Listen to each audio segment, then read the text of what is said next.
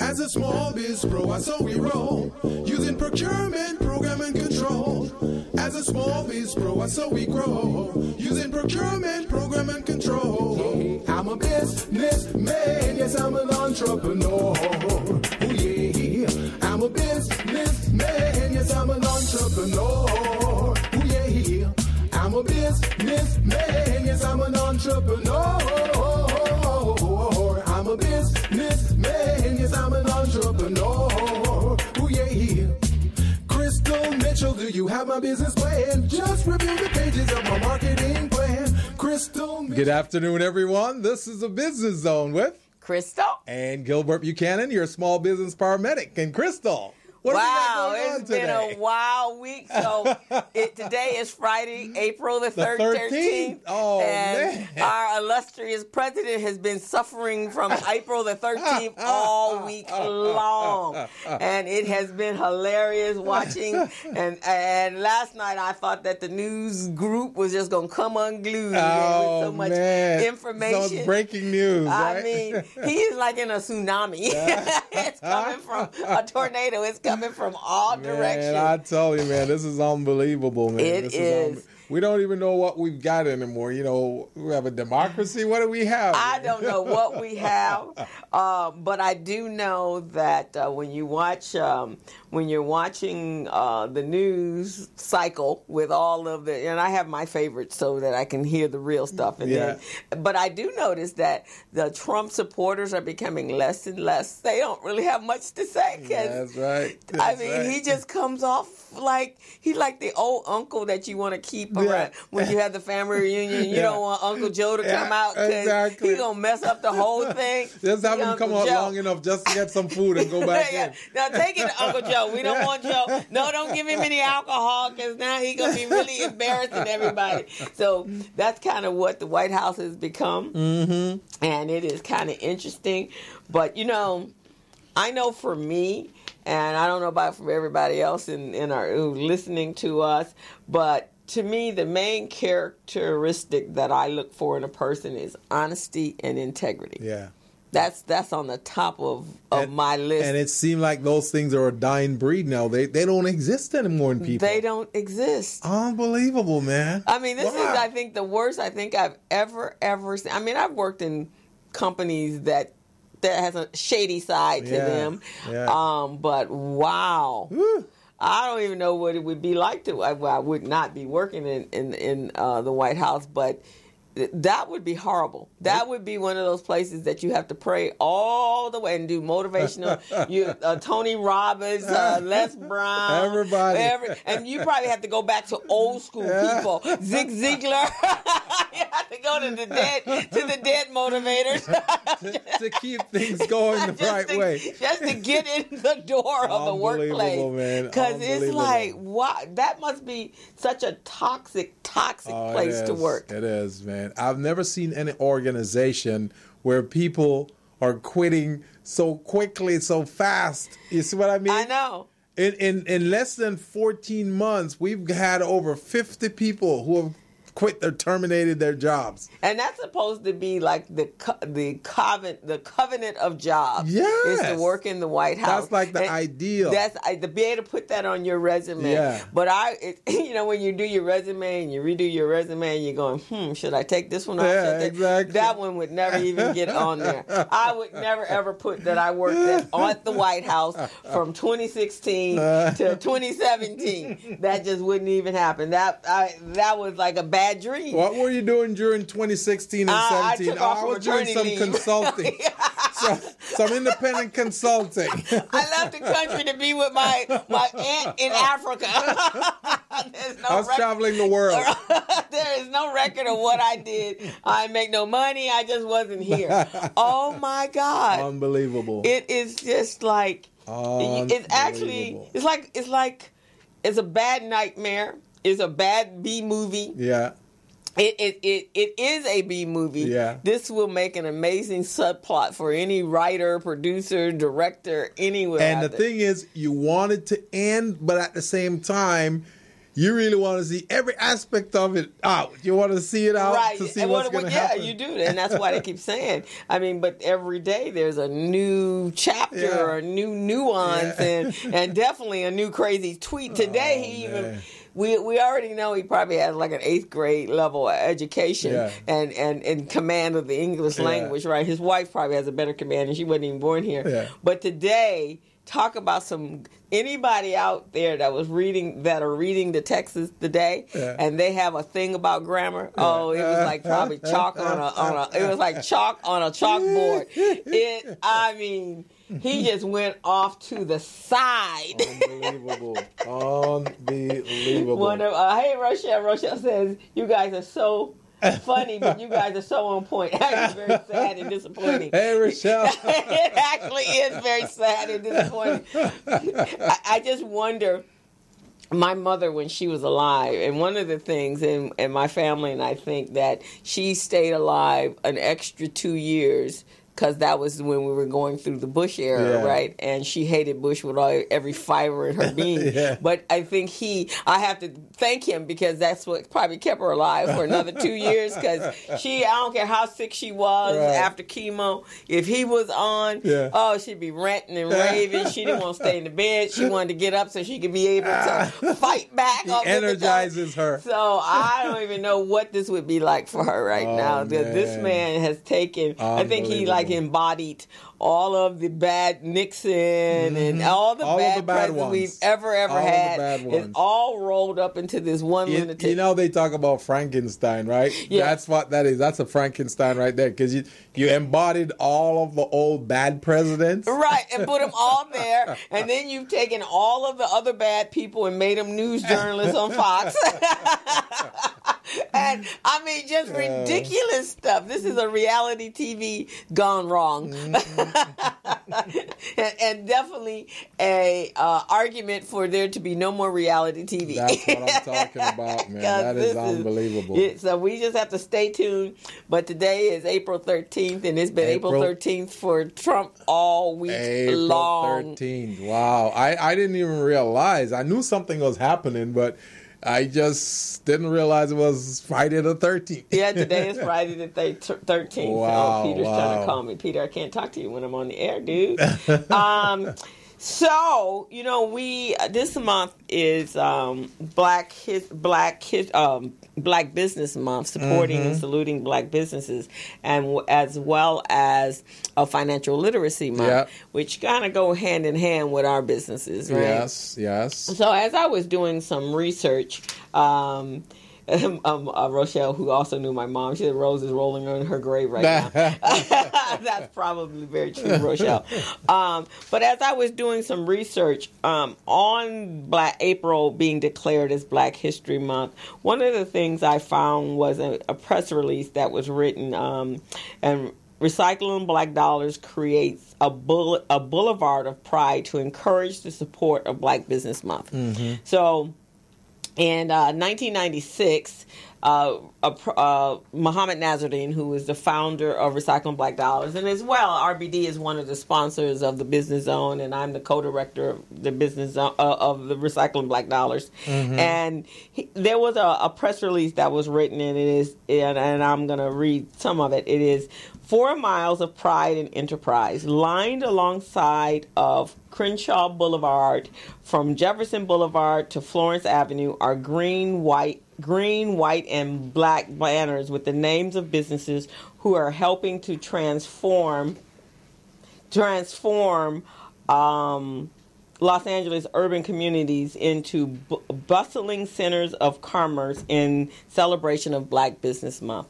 So for the first time, Recycling Black Dollars has created the Boulevard of Pride campaign to pay tribute to the contributions of Black-owned businesses.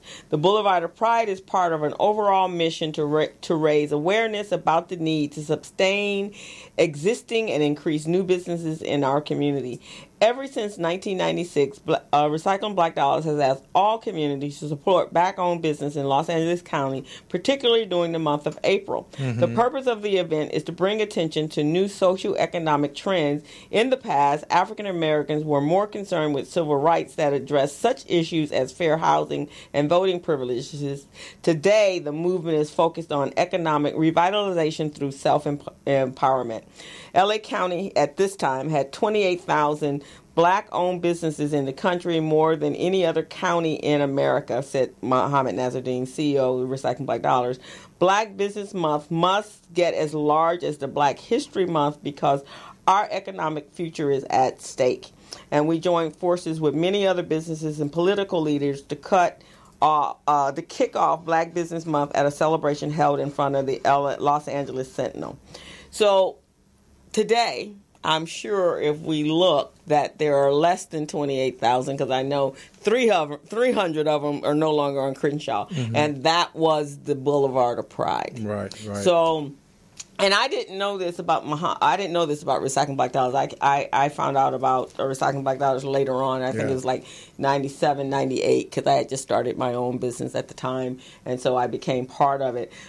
And I was kind of in college, so I don't even know if I ever drove down Crenshaw with flags that said, but I think that's an excellent idea. Right. And I think because I'm all big on collaboration, and I've been talking to some individuals, including Victor Parker, on how do we change what's going on in our community and with our black business owners. How do we elevate them up to a place where they're doing that type of business? Right. And one of the things that was also mentioned in this article was that the businesses that we own, they weren't just barbershops. They weren't just beauty shops.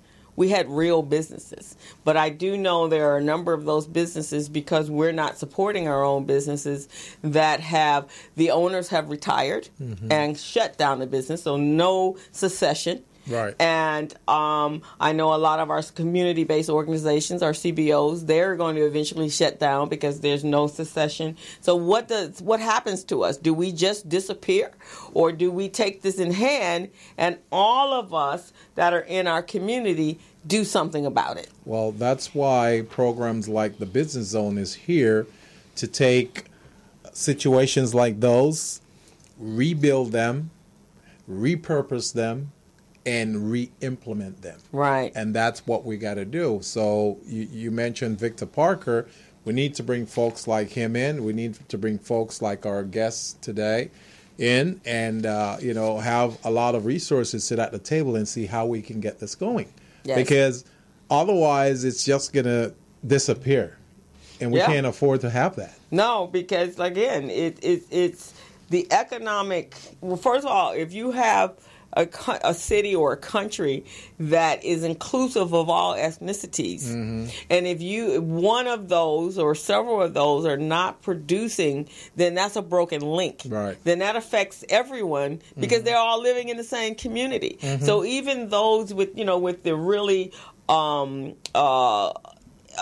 new look on making America great again, which is, a euphemism for making America white again, that is never going to happen because it never was white in the first place. That's right. But we are all together. Have to work together. The blacks and the Latinas and the Jewish community and the Asian community, we have to be able to take care of our own cities. Right. And then that's why that article you read last week on the show is so critical about the black demographics. Yes. That is really crucial. I've been delving into that ever since you brought it up, and it's amazing. I'm looking at some of the numbers, Crystal, and they're not very good. They're not very good at all. Not very good. No, they're not. And there's major issues, not just in our economic pool. The economic structure lends into our education systems, to where we live.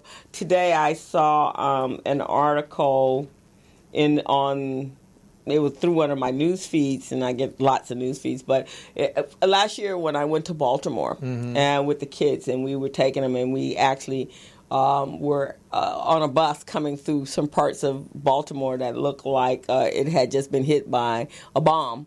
And kind of looking like Palestine and those places. In Syria. In Syria. Yeah. And so today I'm looking, and of course now they allowed that to happen. I mean, these places were literally boarded up. So now they have allowed that to happen because now the property is dirt cheap. Right. And then those that are coming in to gentrify the area, again, pushing the minorities out of the community to wherever the hell they're supposed to go to be able to take over the property. They did that in Detroit. Yeah.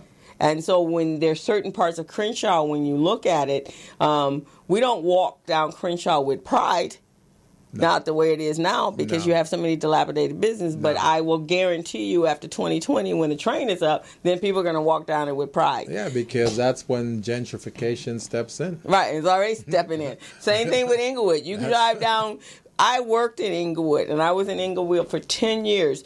Market Street looked like it was all boarded up. You had a few businesses here and there. I bank at Broadway Federal, so there's empty lots all through. And I've been with Broadway Federal probably for the last 15 years. Yeah. So now we're building new businesses. We got a new senior citizen housing. Mm-hmm. Why? Because the stadium's coming in. Yeah. The property is up almost to $900 million in Inglewood. Exactly. So, those are the things. But if we don't, so it affects us economically because if you are working and you look at rent today, you have to have 9 people living in a one-bedroom apartment just to afford to pay the rent. That's true. And when the rent is more expensive than the mortgage, they're unbelievable. I mean, I know homeowners complain about property and taxes and stuff, but lease is your property. Imagine paying $4,000 a month for something that belongs to somebody else. And that's no accident.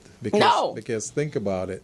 On the mortgage side, blacks and minorities, they're not going to get the mortgage they need. Right.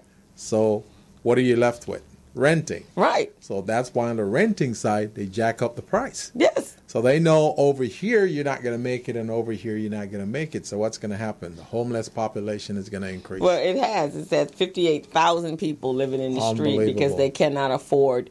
I wouldn't afford to pay anything over. I don't even think $1,700 is about as much as I'm going to pay for somebody else's place. Unbelievable. I'm looking at these statistics, Crystal, and I'm looking at African Americans by population, by state. Mm-hmm. So you've got, let me see, about 6 states, right? Mm-hmm. That's really up there. 7. Right. In terms of the population number. New York is the largest African America occupied state. Right. Then you got Texas with 3.7 million. Then you got Florida with 3.7. Mm-hmm. Georgia with 3.4. California is number 5. Mm-hmm. They've got 2.9 million African Americans. I'm sure there's more out there, but this is what the census captured. Mm-hmm. And then you've got North Carolina at 2.3. And then it goes down to, to Mississippi at 1.1 million. And then that's it. Everything else underneath that is like 700 and 400,000. Right. It's unbelievable. I know, which is why there's no voice in the South. No voice. But a lot of us have moved to the South. But you have, me personally, my ancestors are from the South. Yeah. And I remember, and you lived in Mississippi, right? Yeah. So I remember the very first time, I want to say I was 9 when I went to Alabama for the first time.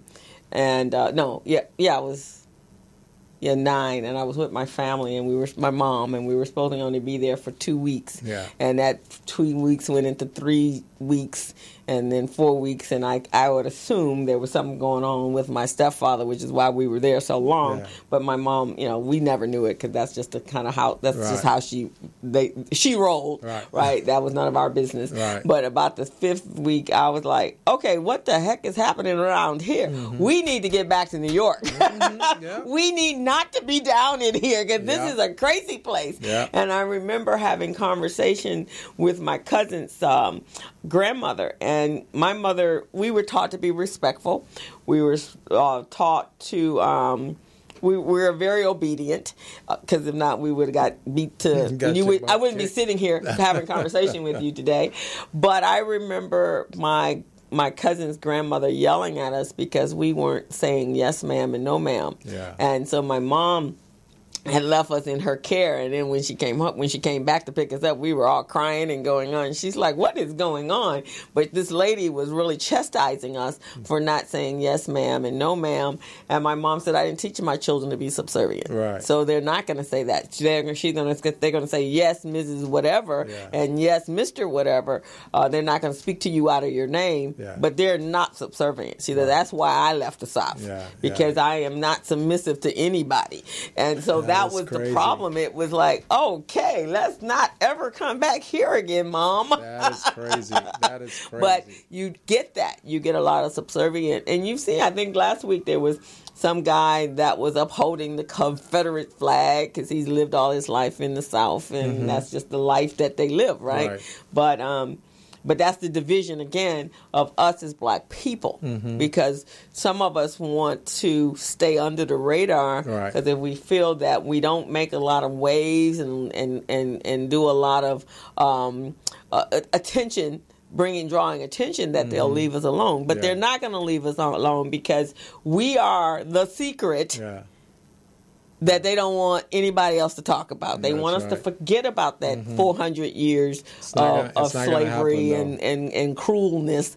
And they also don't want people to know that this country was built on the backs of us. It's not going to happen. No. Not going to happen. Right. So we have to take control. And this is probably a good time while Washington is all up in arms with the thieves and the crooks and the mafia gang leaders for us to do what they ain't got time to be worried about the black folks right now. So the black folks can go and do what they do. We got to start doing something.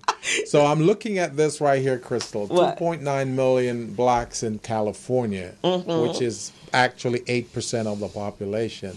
We know from our research and our studies that of that, any occupation number, African American, well, primarily African American, only 25% of that are entrepreneurs. So we're looking at about 750,000? Yes. African Americans. Yeah, it's about 750,000. Right. I think I've looked So now we're going to have to collaborate with other groups in order to make what we're trying to do viable. Because we can't do it by ourselves. Yes, we can try, we can make noise and all of that, but it's not going to happen. So we got to put a plan together to see how we can collaborate with all these other groups to make this work. And that's why I think, I talk about that plan that's in place that's actually operational in Oklahoma, the Oklahoma Empowerment Group, where they were able to take, and I don't know what it says, what's the population of blacks there in Oklahoma? In Oklahoma? Yeah, Omaha. They're in Omaha, Nebraska. Oh, okay. And I know it's got to be small. Okay, let's see what Nebraska is. Nebraska is way down on the way down there on the list. There's, oh Lord, it's 115,000 blacks in Nebraska. So that little 6% small of their population. Group is 6% of that. That small group created a coalition. Yeah. Where they're working together in this, it's called Empower Nebraska, and they've been able to elevate their youth, and they broke it down into 7 empowerment zones. So one is entrepreneurship and jobs. One is youth and education. One is, I think, health and family. And then one is, what else is it? Let me pull it up. So health and family, and there's faith, and then there's one that's arts and culture, right? So they've taken all of those 7 area clusters and brought together a cohesive hierarchy, so to speak, or empowerment zone, and now they're all working together. That's good. So everyone working in the arts and the culture and in that, they're all of the little splinter groups are working underneath that banner. And see, that's good, because now that's how they can attract other groups to those areas. Right. Because now they have something to entice them. Right. And so each one of those groups, if you take entrepreneurship and jobs, everyone, the banking and the finances, they need people to be better qualified for loans and everything that falls into the finance area, right? So they work on their financial literacy. They work everything in that quadrant. And then you go to health and family, well, the churches and the faith, so they all feed into each other, which is where it is. So you create an environment, a holistic environment that everybody's working together. That's great. So that 115,000 people, they did it. Wow, that's amazing. That is amazing. So they can increase that. 115,000. That's about the population of Alhambra. Right. And as he told me, he said the only thing that right then, and I saw him last year when I went to the Power Network conference, and I'm sure I'll see him again this year. Yeah. He said the only thing that they don't own right now is the hospital, and they are working on that. Wow. We need to reach out to those folks and get a copy of their blueprint. Yeah, he will come, and so I'm putting together some key influencers in our community. I'm having a meeting with Victor Parker in a week. Yeah. At the end of the month, Leo Kabline and I, we're going to have a conversation. We're going to reach out to all of those in our community that are really trying to make some changes, and just those people will be at the table, and then we'll identify what our issues are, and then task oriented at that point. Right. So these are all people that we're tired of talking. We're not those kind of people. That's right. We're action oriented people. Right. And you take that task and you come back to the table with some results, because we now have to kind of go stealth and guerrilla, as I like to say, because we can't just keep talking about that. In 4 or 5 years, we'll be non-existent. That's true. That is true. And nothing for our children. That is true. And which is the reason that I'm so passionate about it, because I got nieces and nephews that they got to have a decent place to be able to prosper in. I think this is a good statistic here for people to look at when they're putting together economic development program, or they're putting together any type of program, to look at this and see where they fall in, right, and what's out there and what can be done. So when I was doing the business plan classes, because you and I have this conversation, and other people that are having this conversation, they will have that conversation, but your average business owner doesn't, right? No. So that was one of the classes when I did marketing. I started out with demographics, and I think when I sent this on, so there are entities like the Nelson. Everything about us is high-level conversation for them. That report comes out every single year, right. and when that report comes out, it's letting the big boys know how we shop, because where are we spending that $1.3 trillion, and how do we get that 1.3 trillion? So you got just kind of an abbreviation. There's a book that's 26 pages. Right. And then BET also, they do and this is prior to Oprah owning it. Right. This is when it was sold to the white people. Right. So they know what side of bed you sleep on. They know what type of toothpaste you use, what toothbrush, everything that you use and everything that you can buy. Right. They're aware of it. And they direct their commercials and advertising to get your money out your pocket. That's what you call forensics. See, this is amazing, Crystal, because the world of economics, what it's all about, right? It's about one group having resources and the other group trying to get that resources from them, right? So they can retain it, right? So that's why they're studying all these behaviors. They want to know how you spend, where you sleep, where you shop, all of that. So once they know that, they can entice you, get those resources from you, keep it for themselves. Right, exactly. But how many? So you've been doing, we've both been doing what we do for a long time. Yeah. So how many of your business owners have done their forensics to know exactly who their not many. I could probably count it on 2 fingers. and those are probably people that worked in corporate America in technology, right, or in marketing, and that's the only reason they know how to do it. Wow. But your average person does not. This is amazing, huh? Unbelievable. I think we need to have a show, no guests, and just us having this conversation and go through these numbers and how our audience can utilize this information. Unbelievable. For all of you who are just tuning in, you're watching the Business Zone with Krista Gilbert Buchanan, your small business paramedic. And we want to give a shout out to our sponsor, Crystal. Yes, our sponsors, Recycling Black Dollars is one of the sponsors. And I just told you who we were. And the Department of General Services, they're our sponsors. And we're very pleased to have them helping to work. They're an entity for the state of California that provide contracts to small business, minority-owned small business owners so that they can obtain contracts with the state of California. And also to help you to become certified as a small or veteran-owned small business. Now, what Crystal and I were just talking about is very crucial. So we're talking about economic resources and how you can reach out and get those resources. Now, one way of you tapping into those resources is becoming registered with the Department of General Services. So then you can obtain contract opportunities instead of doing business transactionally. Right, exactly, which will definitely is a game changer. Big game changer. So that you're not having to worry about the moms and pops and nickels and dimes. You actually have a contract for a time frame that you can really make some impactful changes in your business. You can sustain yourself. Right, exactly. Instead of waiting to see if someone's going to show up in your business tomorrow to support you, you now know you have a contract for at least a year. So now you can plan accordingly. And that's what I want you small businesses to think about.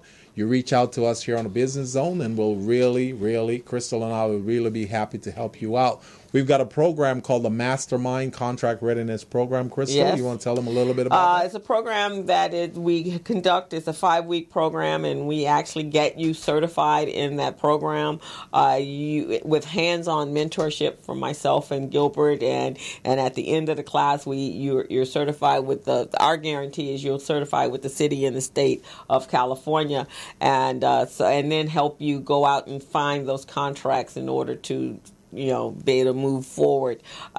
We're going to move the platform into a webinar based so that we can attract and reach out to more people. We feel that's one of the ways that we can elevate our businesses is to get them certified so that they can do businesses with the state of California, other governmental entities, other corporations in the community. So, right. And then our last sponsor is Small Biz Pro. Small Biz Pro. Right at the present moment. And when we take our next break, you'll get to see a video of what Small Biz Pro is about. Small Biz Pro is a business management and compliance, research assistance and procurement assistance system that helps small businesses to become business ready, contract ready, and bank loan ready. So if you're a small business, your infrastructure is non-existent, you don't have an infrastructure, you don't know where to go from here, you don't know if you have a business license, if you have a fictitious business name, your articles of incorporation, any of those things, we help you within that system. You can access your documents in 10 seconds or less from anywhere in the world. We've heard about Google, right? Yeah. And we've heard about Dropbox. Yeah. Well, this is like Google and Dropbox on steroids. Right. 10 times better. So if you're a small business and you want to have access to opportunities, you want to give us a call. We'll set you up. Crystal, exactly. We're going to take a break, right? Yeah, we're going to take a break. All our guests, some of our guests, we still got another group coming in. We were very popular today. We got a packed house here today. And it's all about collaboration. One of the groups, they just merged in together. We got bankers that's representing financial literacy. And then we have a group coming in that's going to talk about how they're going to help, and they are helping young men in our community and youth in our community to be better human beings and to grow into healthy, successful adults. So, and as we celebrate the National Black Small Business Month, then we'll get all this resources, we'll disseminate it to you, and so you can go out and get your business in order. Exactly. So we're going to fade to a break right now and make some adjustments so we can bring in our first guest, and we'll move on from there. So you're on the Business Zone with Krista and Gilbert Buchanan, your small business paramedic. Take a break. All right. Hello. Meet Larry. Larry is a general contractor. Larry is very good at his craft, but Larry has a very tough time managing his paperwork because he is busy taking care of his clients' needs. Larry just cannot find his important business documents when needed. Larry is also being passed over for bid opportunities from prime contractors because he is perceived as not ready. He doesn't know where his business license, certifications, insurance, and other key corporate documents are located most of the time. Lucy owns an auto body and collision repair shop and has been using a business management and procurement assistance program called Small Biz Pro to keep her business organized, business ready, contract ready, and bank loan ready. Small Biz Pro is a 3-in-1 cloud-based business management, procurement, and market research assistance system designed to help businesses become business ready, contract ready, and bank loan ready. It also provides back-office operation solutions for small businesses. Lucy is able to stay ahead of her competitors because she uses Small Biz Pro to manage her business daily. Lucy just clicks on Small Biz Pro from her tablet, mobile phone, laptop, or any internet-accessible device for data retrieval, and she's got it. Lucy introduces Larry to Small Biz Pro, and now Larry is more organized and can now find all of his documents and new bid opportunities in seconds. Larry now saves $120 in labor costs for each missing or misplaced document. Just simply go to your web browser and log into smallbizpro.net and register today for a limited 30-day free trial offer. Services start as low as $1 per day. Let's put the competition out of business. Small Biz Pro. If you stay ready, you don't need to get ready. Register now at smallbizpro.net and begin saving money. Email info@smallbizpro.net or call 626-533-1186.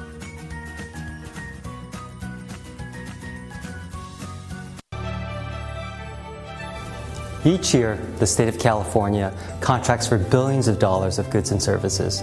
We as a state can and should leverage our spending power to achieve policy goals that help the people of California. One major policy goal we have is to create jobs and grow our state economy. Promoting the development of small businesses within California is a great way for us to do that, because California small businesses are the engine of economic growth. 95% of companies in California are small businesses, and with the right opportunities, these small businesses can grow to become the next Apple, Netflix, or Tesla. So let's all do our part to promote small business development and grow our state economy. Together, we can really make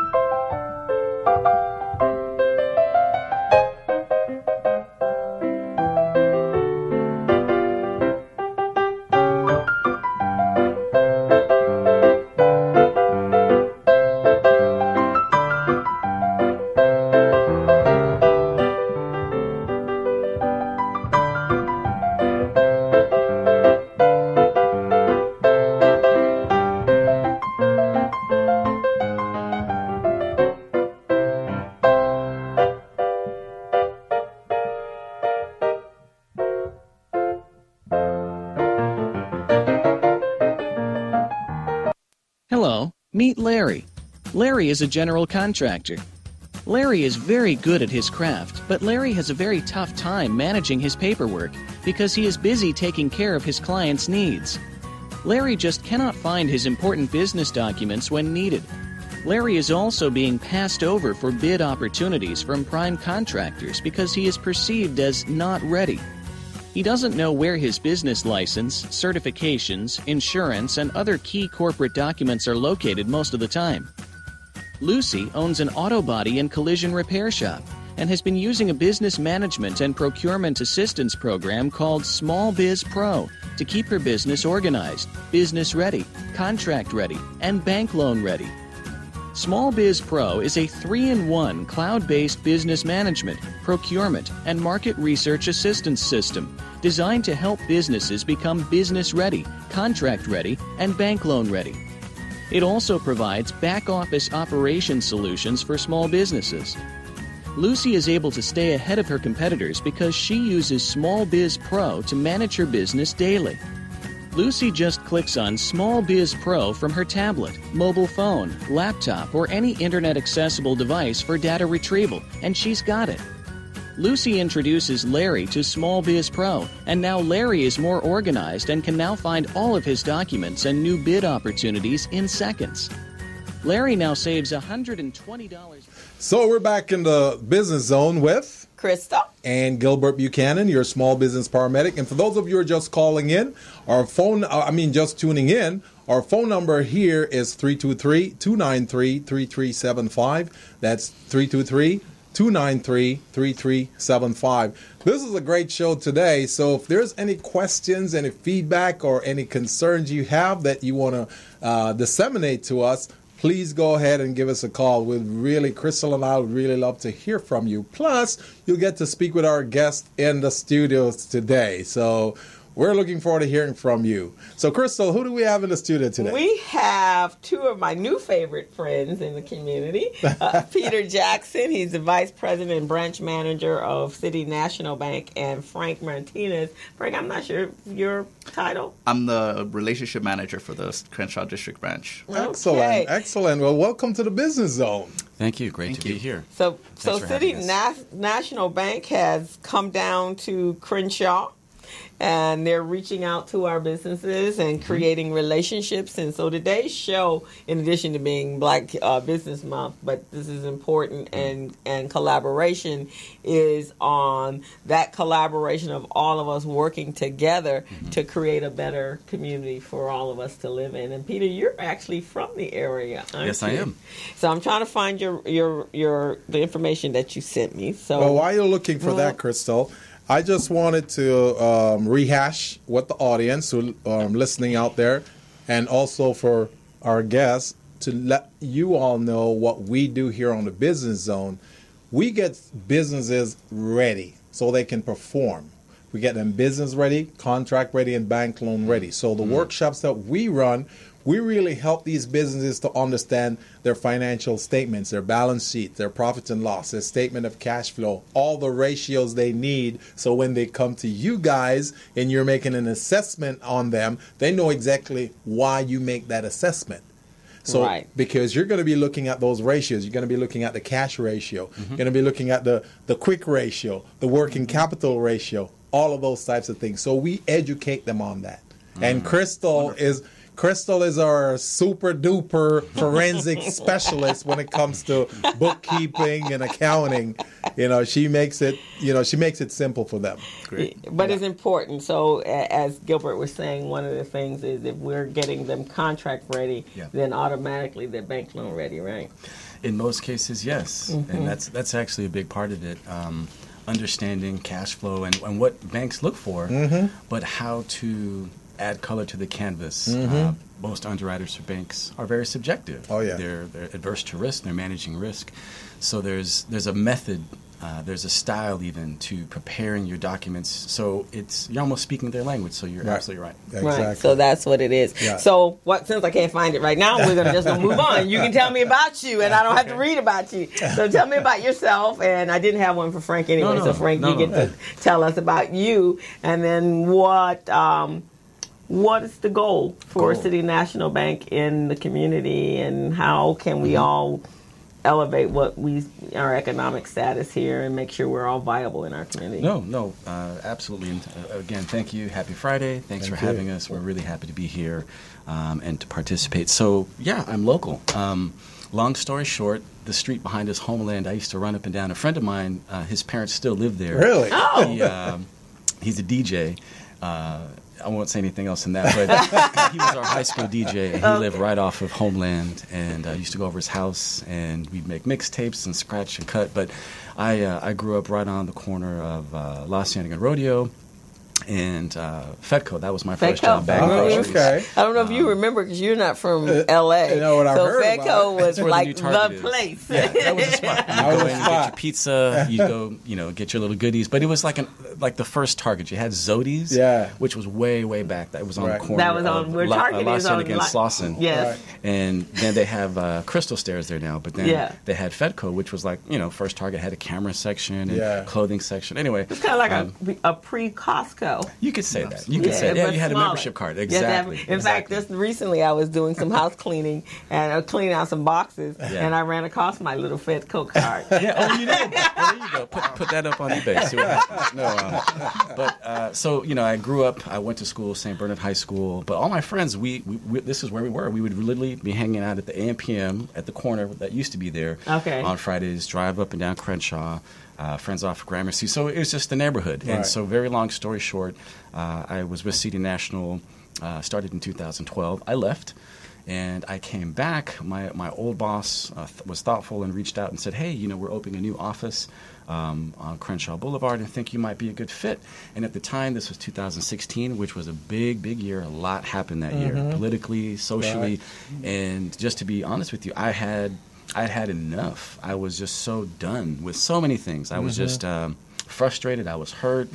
I was passionate. And you guys had just been bought up by Royal Bank of Canada. That was in 2015. And that also helped spurn and create this because they're very philanthropic. And so I had kind of put out there, and I said, I want a role. I said, living with purpose is one thing, but I need to work with purpose. I said, it's about output. It's about giving. And I said, I've been receiving. You have different times and seasons. I said, you know what? This is it.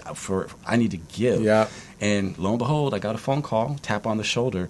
And what I'd asked for, what I'd put out there was a role that would allow me that would empower me, but give me a platform to give.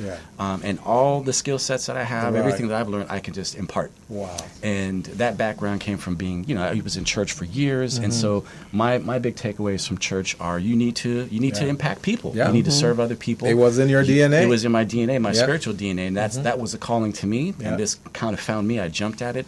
And the main reason I took it was, one, I said I would have a team. I could coach, train, develop them, and help individuals succeed. That's important to me. But also I can help my community live their financial lives better. That's great. And that's so far, we've been open since October 25th. But we've been planning this for a while, but we've been able to do certain things that we can stand on and say, you know what, we are making a difference in the community.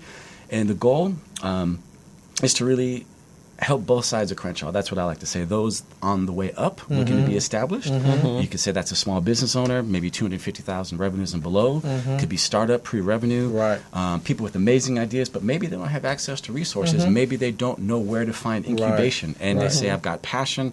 A friend of mine, his name is Derek Smith, he hosts an event at the Vision Theater called Plug in South LA. And his goal is, he says, maybe the next Mark Zuckerberg can come from Leimert Park, can come from our area. That is true. We have the smarts for it. We have the acumen for it, but we don't always have what we need to get there.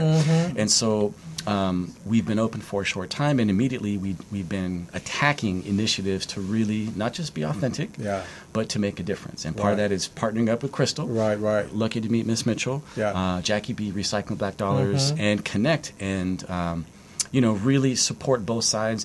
And what that means for City National is, and you mentioned Royal Bank of Canada, the bank is very focused on the community. And so we are the first black and brown bank, if you will. That is great. We've gone to several areas, and a lot of people ask me, and I said, you're kind of out of your footprint. Normally we're Beverly Hills. We're known as the entertainment bank. New York. Half the shows in Broadway, about 65% bank with the bank. Oh, wow. But what does that mean? What does that mean for this neighborhood? It just means the same service we've given and that white glove, empowered, informed service we brought here. And our neighborhood is always waiting for things that other neighborhoods have. And this platform really helps all of you guys to really address the CRA requirement, because now you're giving back to the real community as opposed to the well-to-do ones who really don't need it that much. And that's what's kind of been a head scratcher for some people. We're located on Crenshaw and Coliseum. We took out a payday lender. So there have been 65 payday lenders in our neighborhood. Now there's 64. Oh, wow. And so I'll be completely honest with you. I've had folks say, you know what? You're by Pep Boys. You're by AAA. It's dirty. So you guys are the one. You're a private bank. Why are you there? You wear these nice suits. Your hair is tight.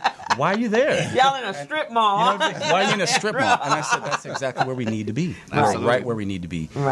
Because we're across the street from Denny's. And guess who meets black there? owned. Black owned, but guess who meets there? Recycling Black Dollars. And so if we don't for lack of a better word, post up where people need resources, then what are we really doing? That's true. Right. And so I'm very thankful, and Frank can speak from this himself, that we're proud that the bank, we've gotten tons of support internally. It's actually inspirational inside the bank. Yeah. Colleagues are excited to have a Crenshaw branch and that the bank actually put a bank in Crenshaw. Right. And we have about 150 clients already in the Crenshaw district, but we have about 100 employees who live in this area who work for the bank. We have black SVPs, but not a lot of people know about it because we just work. Right. We just do what we do. Right. And so the goal is empowerment. The goal is to lift up.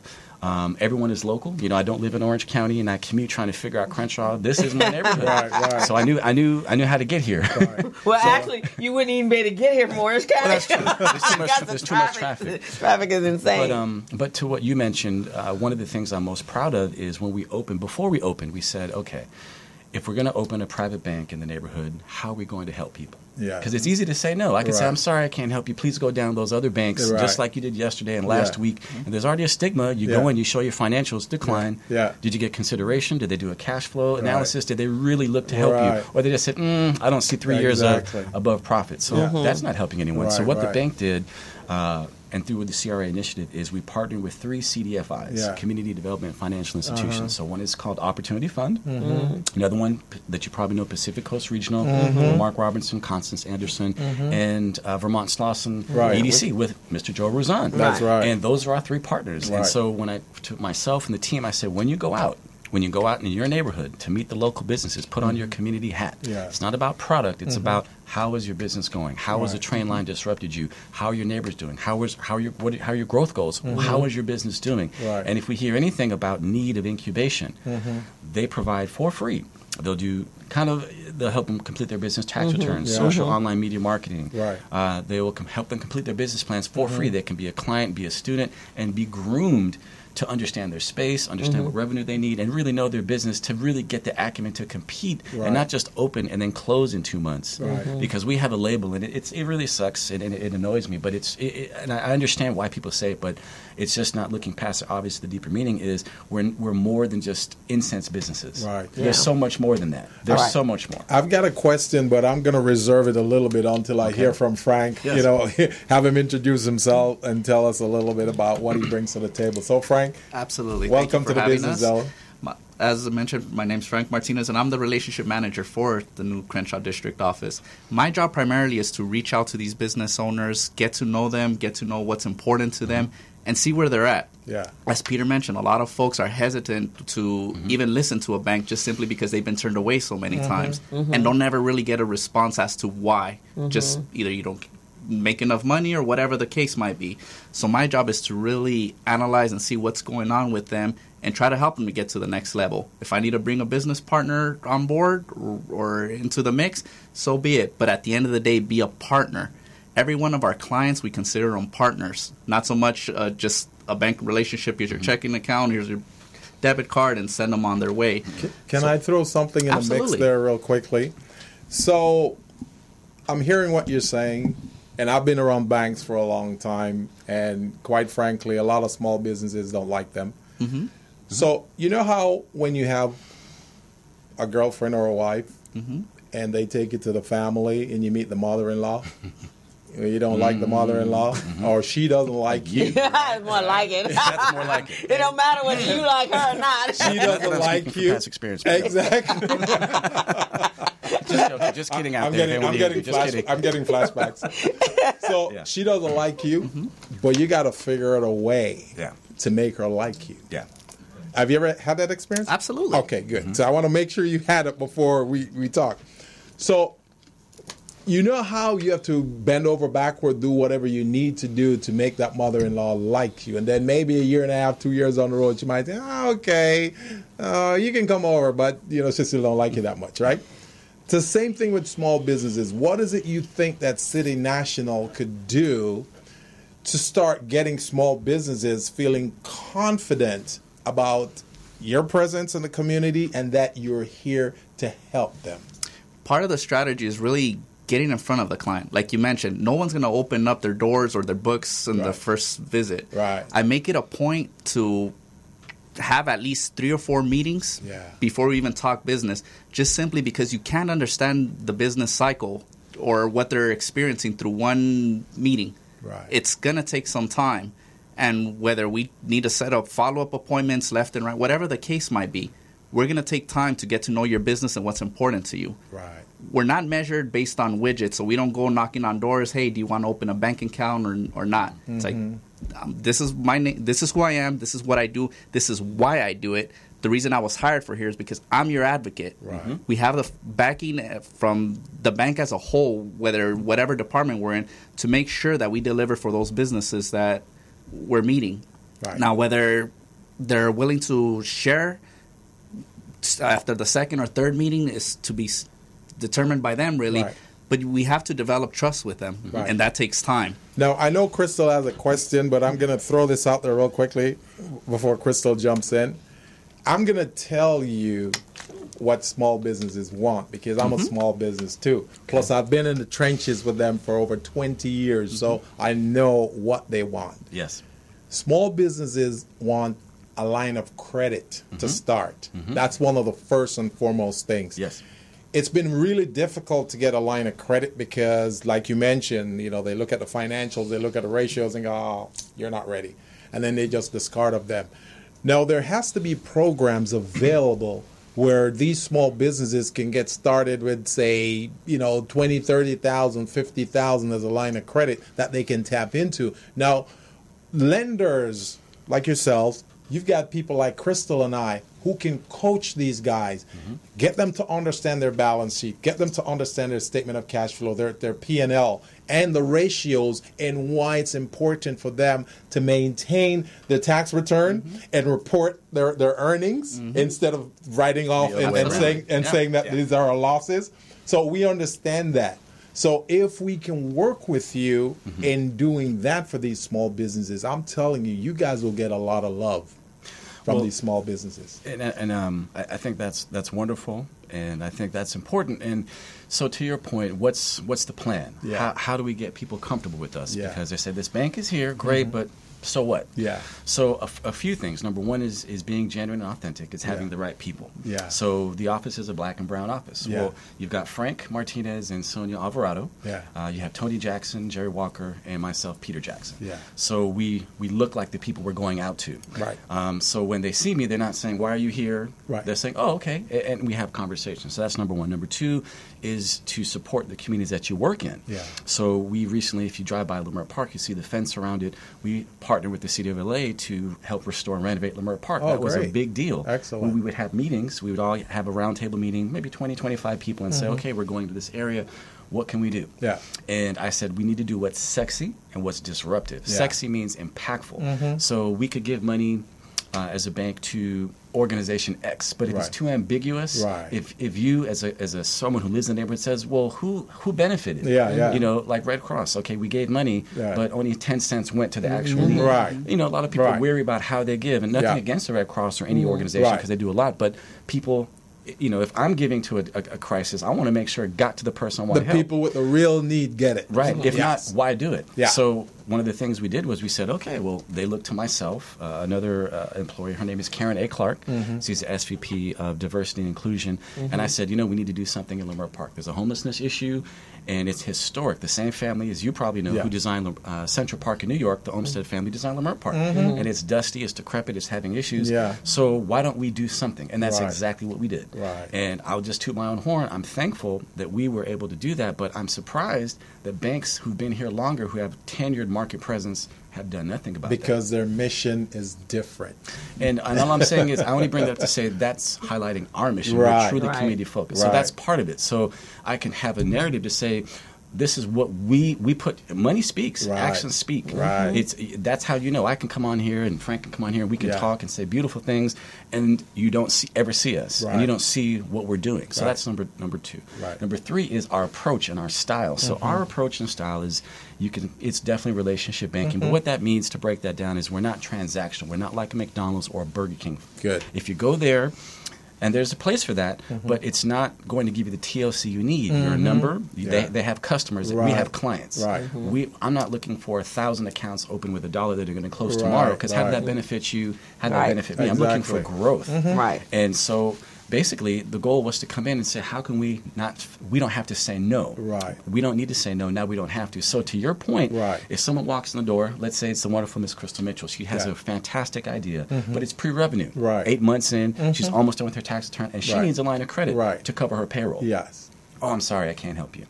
That didn't benefit anyone. But what we do is we look at the tax returns ourselves. We cash flow it ourselves. We look at the net income, the interest, the depreciation, minus distributions and taxes, divided by the proposed and the existing debt. And that number, that gives us a baseline. And if you're at that number, great. But if you're not, why aren't you there? So that's step number 2. Let's look at your receivables. Let's dig in and tell me why. And based on conversations, I said, oh, now I know the speed and the pace of your business. This is how much income you need to make on a monthly basis to qualify for the monthly payment because it's lending appropriately. But let's say we still can't do it in-house. Do we just decline it? No. We say, does it go to SBA or does it go to one of our CDFI partners who we have financially empowered to give you the very resources that you need? Our Opportunity Fund, one of them that I'll mention, they specialize in microlending, $2,500 to $250,000. If you push an ice cream cart and you have 2 and you want 3, small business owner, with a signature, you can get up to $10,000. No amazing credit score required. You do have to be in business at least 1 year to show it's not just a dream, it's real. But that's an example of access to capital. But not just that, they groom you and they walk you through how you spend it, how you appropriate it. So once it's termed out, you can be in place for the next. So it's responsible lending. And that's the kind of thing that I'm talking about. And Crystal and I were really, trying to build that type of a platform and that type of approach for small business as well. I know you have a question, so I'll let you go ahead. In fact, and that's absolutely fantastic. And I think I mentioned that in class last week to a couple of our individuals because they're right at that place. But one of the things when we were talking about where you're located, so when they opened up, I actually went over and introduced myself. Good. And one of the things, I did, right? They're like, whoa, who's this whirlwind coming in here? Because you want to know where people, what their positions are and how they can get incorporated in what you that mother-in-law wants to know what's going on. Right, exactly. So I was the mother-in-law. I was like, okay, how are you going to date my daughter? Yeah, exactly. Because my community is my children, right? So I wanted to know what that was going to look like. Right. But what I did like was the fact, and this is probably why I bank at Broadway Federal, and also the reason prior to Broadway Federal, I was at Department of Water and Private Credit Union, was because all the people I needed to talk to, as soon as I opened up the door, I could see them and I could talk to them. I didn't have to go, and they weren't situated behind big brown doors or behind plexiglass, hands-on. Let me ask you a question. Did you see a teller line when you walked in? No. It's because we don't have one. Right, and so you operate like when I was banking with DWP Credit Union, they sat at a desk like I did, right? and it was so great because eventually those same people, when they did move into a bigger branch and actually had the teller windows, they referred business to me because they know that my business, my coaching and my regular business is accounting and bookkeeping. So they knew what I did just because I had conversations. We had a relationship. So a lot of my business came from the branch manager. It's like, you know what, we can use your help. And I have that same relationship with Vermont Slauson. I'm working with them right now, is getting someone ready so that they can refine. Because sometimes that's what has to happen, right?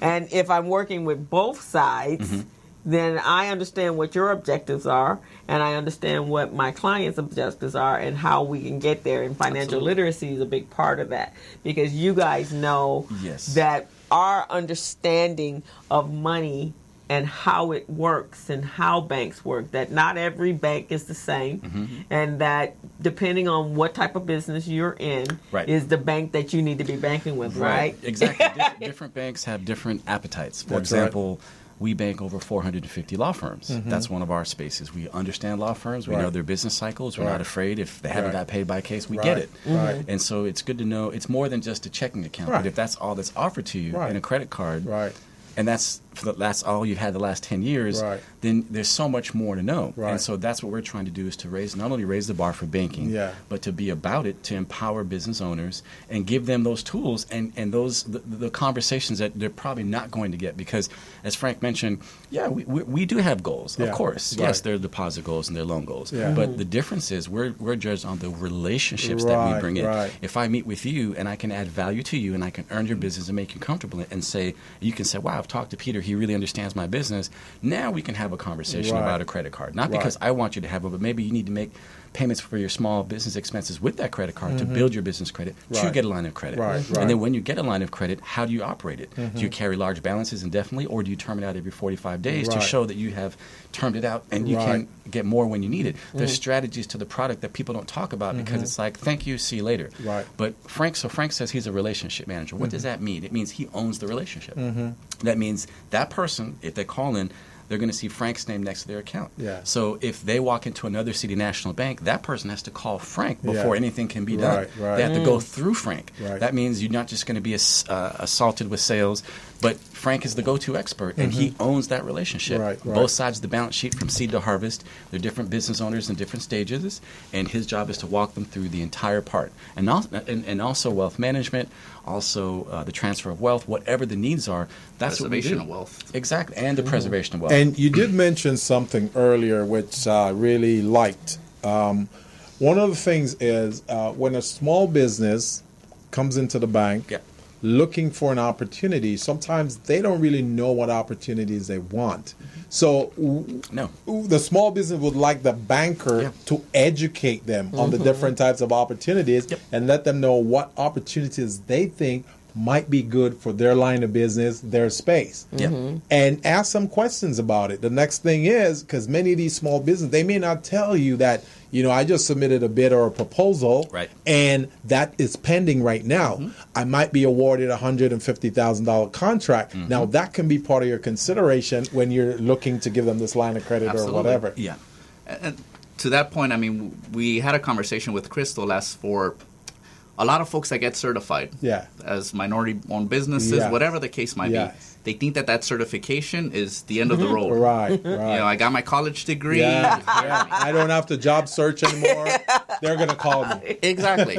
Now, when they submit some sort of bid, and if they're awarded that, part of the award process is, do you have access to capital to sustain this job? There you go. Which a lot of folks don't think about. There you go. Most banks, if you have great credit, even when you're opening an account, they might say, oh, congratulations, you qualify for a $50,000 line. And folks are, okay, fine, let me take it. But if the banker doesn't really know, okay, well, they have this bid for $250,000 going on, they're doing a disservice to them. Because, in essence, you're setting them up to fail. Or mismanaging. That's part of the conversation that I like to have with clients, where it's like, okay, if you have a line of credit, it's designed for short-term needs.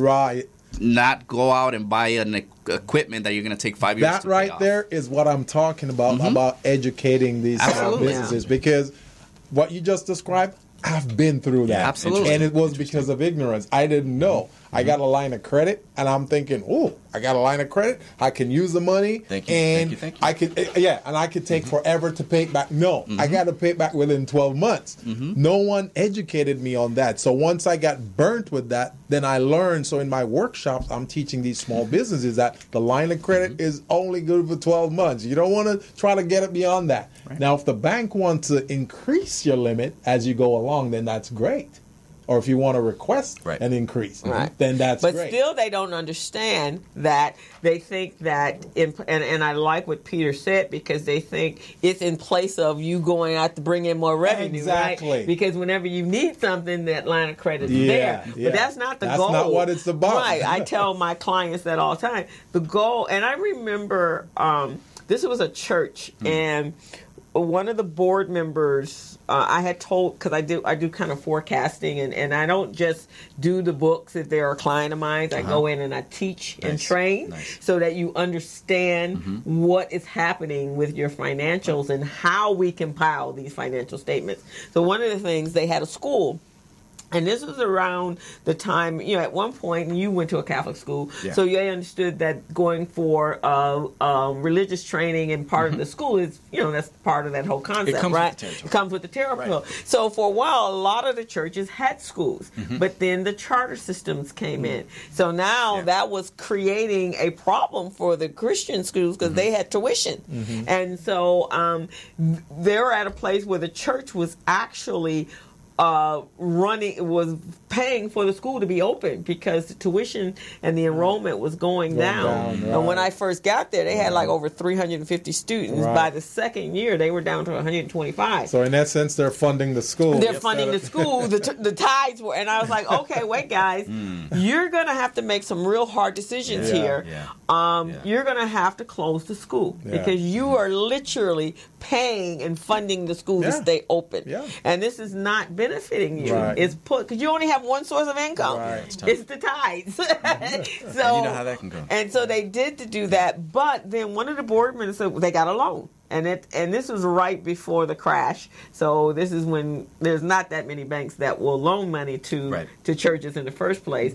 So Broadway Federal was one of those because the Hudsons were part of the community. So that became a big problem because when the market crashed, then they had to sell pieces of the bank away to the Asian community. I mean, I think it's to the Asian. I think they were the ones bought into it, and it became public. It's a public traded company. But however, a lot of they had to foreclose on some of those loans, right? And so that created a problem for a lot of churches. But the one of the board members kept saying, "Let's go get another loan. Let's go get another loan." No, that's not how you do business. No, you need to generate revenue. That is not going to solve the problem. You guys need another stream of revenue. So to talk about it, for the last segment, you had a lot of good things to say, and I think, like right now, we could on Saturday have a business day, community empowerment day, Right. But maybe not everyone would show up. That's true. Why? A lot of people don't believe. They don't think it'll really help them. Yeah. And that could just come from exhaustion from past experiences. Yeah, if they have a bad taste in their and mouth. that's the reality. Yeah. But I think the benefit of the changes that are coming to the neighborhood is it creates a certain pressure. Yeah. And I think for those of us who can become entrepreneurial, that's a great way to close gaps. Yeah. And I think part of the reason we're powwowing and we're connecting and we're talking is we're trying to make noise to say there are resources that are here to empower you. Right. And if you have a vision, we'll help you. If you're in the beginning, the middle, or end phase, that's great. Right. Thank God you have a vision. Let's move forward. Right. And I think that is the message that can hopefully make people say, you know what, I want to connect. Right. And that's what we want to do. Yeah. Right, Definitely. exactly. And I think it's great. I think because it's important, and we are at a time in our community where major changes are going on, and we do have to jumpstart the our feelings and not be so apathetic about what's happening. And then Gilbert is absolutely right. Joe Rizan, when he was working for the city, there was a program that he had where, and I think I mentioned it to you guys when we had when we sat down, where they were providing loans to anyone that had been denied, right? And they had this whole big pool of money at the city, and they weren't. It wasn't the way the program was set up. They couldn't do a direct market, so they reached out to the CBOs to make it happen, right? But so many people have such a bad taste from being denied access to their capital, that they had thrown out all their denial levels. Nobody would go to Joe. Joe literally, so I think they moved the money somewhere else because he really couldn't give it to anybody. Because they were, I don't want to go through that process again. So that's making that process more easier, accessible, and understanding that there's a mentorship process that has to go along with them coming to you to sit down and have conversation. I'm sitting in with one of my clients right now for a refi, and there's a team, and we're sitting there and we all have our input. I know what they're looking for in order to do what they need to do. He knows what he needs to do. And so now we can work together.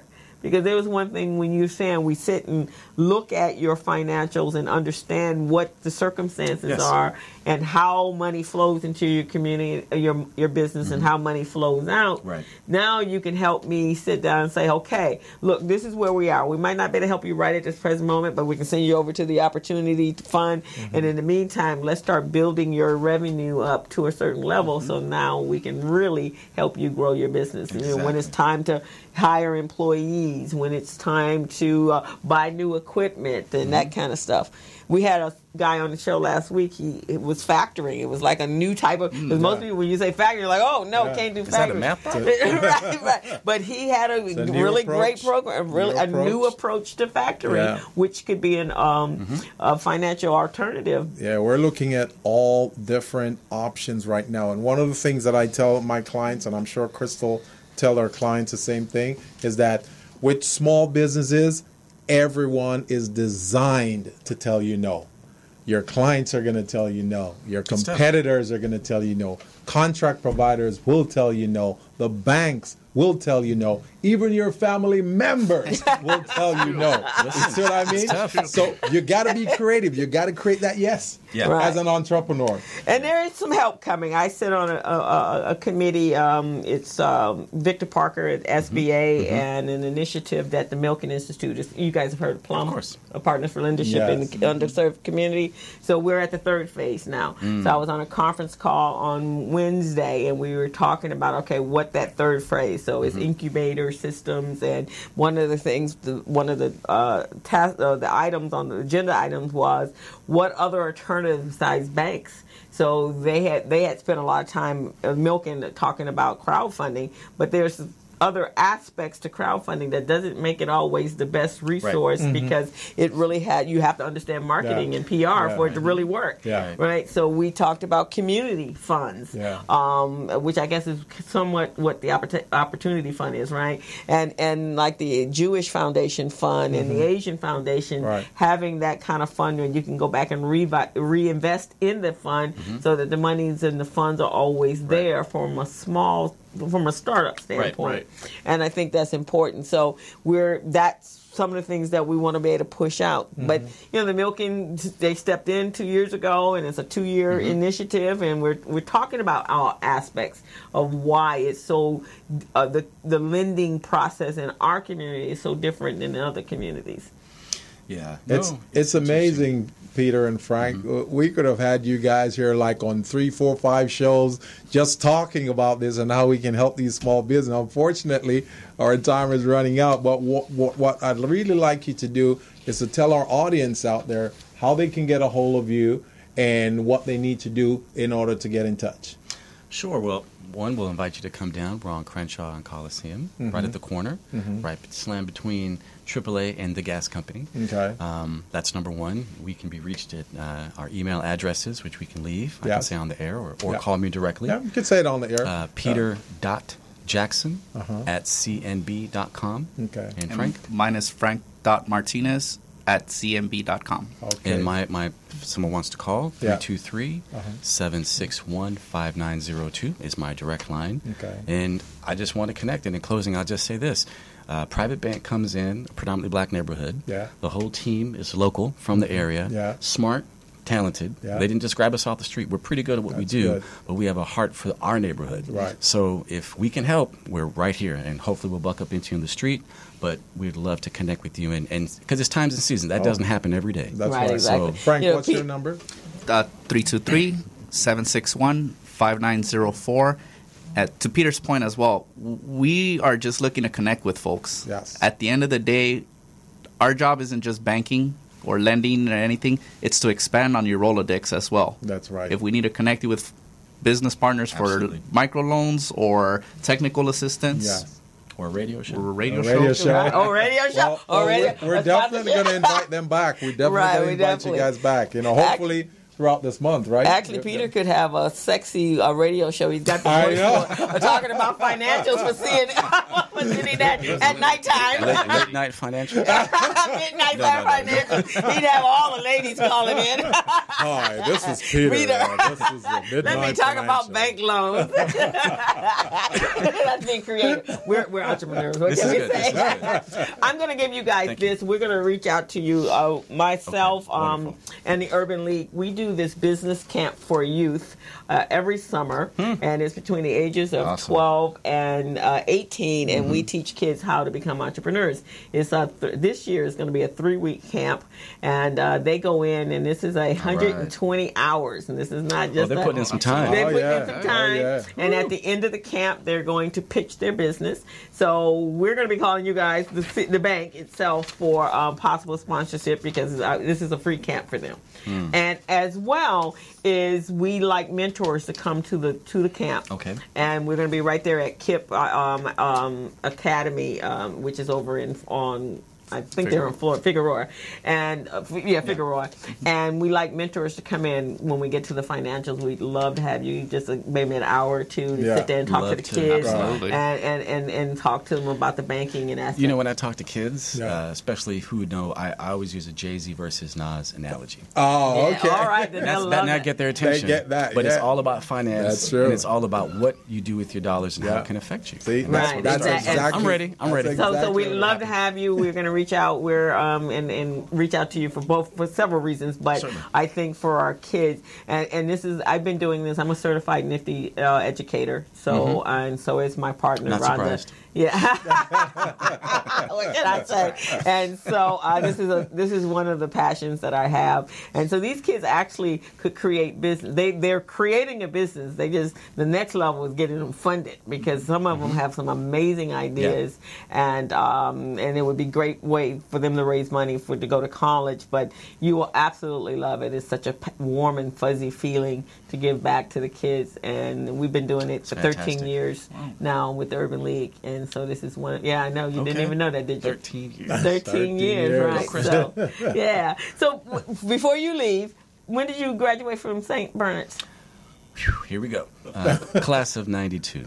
Okay, because my girlfriend went to all her friends, and especially all of her Catholic school friends. They all went to St. Bernard's. Okay. And I think she came out in the late 80s, though. Okay. Yeah, Daisy Bellamy, all as she called them, all her Creole friends. They all graduated from St. Bernard's. Well, I started 88. So okay. They were probably on their way out. On their way out. Well, thank you guys. I hope you enjoyed yourself, and we definitely can have you come back. Anytime. We definitely got to bring you back. Keep up the great work. Thank you. Thank you. Yeah, we really want to, Crystal started off the show talking about how small businesses are dying in our community. We want to preserve those businesses. Yeah. So, reaching out to you and having you providing the resources that you do and the knowledge that you guys do to educate these businesses, phenomenal. So, and I don't know if you heard when I first was talking about the street line, the Boulevard of Pride. Yeah. So we need to bring back the Boulevard of Pride. Definitely. Right? Yeah. It's there. Definitely. So we want to thank you guys so much. For those of you who are listening to this show, this was an amazing segment. We're talking about money and how you guys can get money to grow and expand your business. So give us a call. Our guests left their numbers, and we're gonna post it up on the video, because this show goes live on YouTube. It's actually live right now. Right. It's live on YouTube, and it's live on Facebook. There'll be a video, so you guys can get the link, and you can also use that link for marketing purposes as well. Right. Thank you. So we definitely want to thank you. So we're gonna go ahead and take a quick break and bring our next guest on. And for those of you who are listening and viewing us, our phone number here is 323-293-3375. That's 323-293-3375. We're going to go ahead and take a break, Crystal. Right, and then we'll take our little customary picture. Take our customary before they leave, picture. And move on to the next segment. Thank you, guys. Take a break. Hello, meet Larry. Larry is a general contractor. Larry is very good at his craft, but Larry has a very tough time managing his paperwork because he is busy taking care of his clients' needs. Larry just cannot find his important business documents when needed. Larry is also being passed over for bid opportunities from prime contractors because he is perceived as not ready. He doesn't know where his business license, certifications, insurance, and other key corporate documents are located most of the time. Lucy owns an auto body and collision repair shop. and has been using a business management and procurement assistance program called Small Biz Pro to keep her business organized, business ready, contract ready, and bank loan ready. Small Biz Pro is a 3-in-1 cloud-based business management, procurement, and market research assistance system designed to help businesses become business ready, contract ready, and bank loan ready. It also provides back-office operation solutions for small businesses. Lucy is able to stay ahead of her competitors because she uses Small Biz Pro to manage her business daily. Lucy just clicks on Small Biz Pro from her tablet, mobile phone, laptop, or any internet-accessible device for data retrieval, and she's got it. Lucy introduces Larry to Small Biz Pro, and now Larry is more organized and can now find all of his documents and new bid opportunities in seconds. Larry now saves $120 in labor costs for each missing or misplaced document. Just simply go to your web browser and log into smallbizpro.net and register today for a limited 30-day free trial offer. Services start as low as $1 per day. Let's put the competition out of business. Small Biz Pro. If you stay ready, you don't need to get ready. Register now at smallbizpro.net and begin saving money. Email info@smallbizpro.net or call 626-533-1186.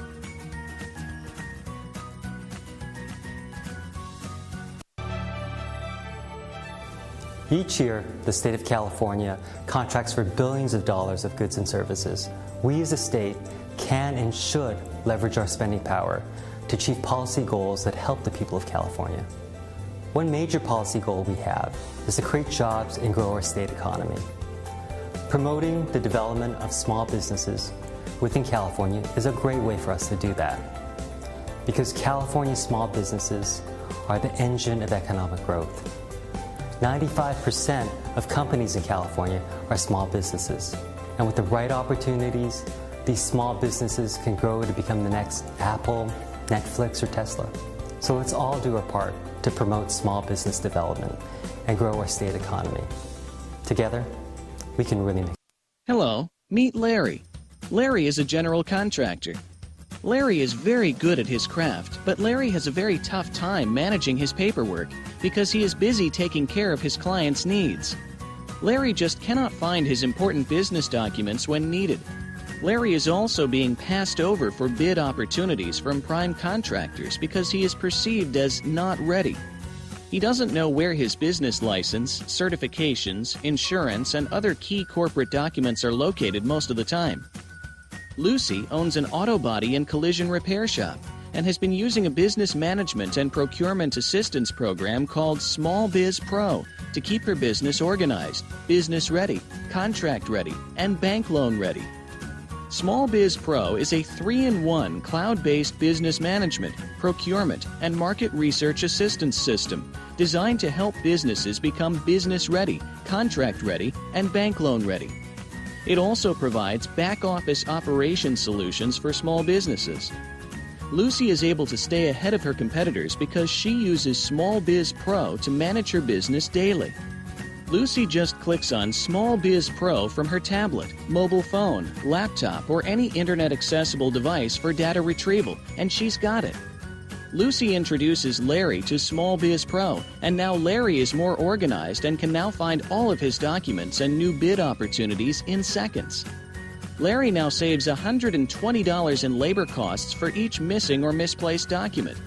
Just simply go to your web browser and log into smallbizpro.net and register today for a limited 30-day free trial offer.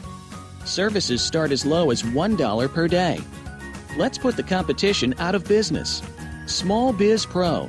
If you stay ready, you don't need to get ready.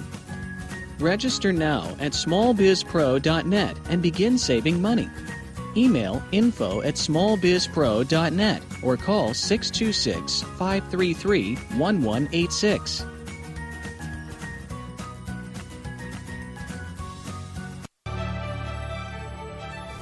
Each year, the state of California contracts for billions of dollars of goods and services. We as a state can and should leverage our spending power to achieve policy goals that help the people of California. One major policy goal we have is to create jobs and grow our state economy. Promoting the development of small businesses within California is a great way for us to do that, because California small businesses are the engine of economic growth. 95% of companies in California are small businesses, and with the right opportunities, these small businesses can grow to become the next Apple, Netflix, or Tesla. So let's all do our part to promote small business development and grow our state economy. Together, we can really make. Hello, meet Larry. Larry is a general contractor. Larry is very good at his craft, but Larry has a very tough time managing his paperwork because he is busy taking care of his clients' needs. Larry just cannot find his important business documents when needed. Larry is also being passed over for bid opportunities from prime contractors because he is perceived as not ready. He doesn't know where his business license, certifications, insurance, and other key corporate documents are located most of the time. Lucy owns an auto body and collision repair shop and has been using a business management and procurement assistance program called Small Biz Pro to keep her business organized, business ready, contract ready, and bank loan ready. Small Biz Pro is a 3-in-1 cloud-based business management, procurement, and market research assistance system designed to help businesses become business ready, contract ready, and bank loan ready. It also provides back-office operation solutions for small businesses. Lucy is able to stay ahead of her competitors because she uses Small Biz Pro to manage her business daily. Lucy just clicks on Small Biz Pro from her tablet, mobile phone, laptop, or any internet-accessible device for data retrieval, and she's got it. Lucy introduces Larry to Small Biz Pro, and now Larry is more organized and can now find all of his documents and new bid opportunities in seconds. Larry now saves $120 in labor costs for each missing or misplaced document. Just simply go to your web browser and log into smallbizpro.net and register today for a limited 30-day free trial offer. Services start as low as $1 per day. Let's put the competition out of business. Small Biz Pro. If you stay ready, you don't need to get ready. Register now at smallbizpro.net and begin saving money. Email info@smallbizpro.net or call 626-533-1186.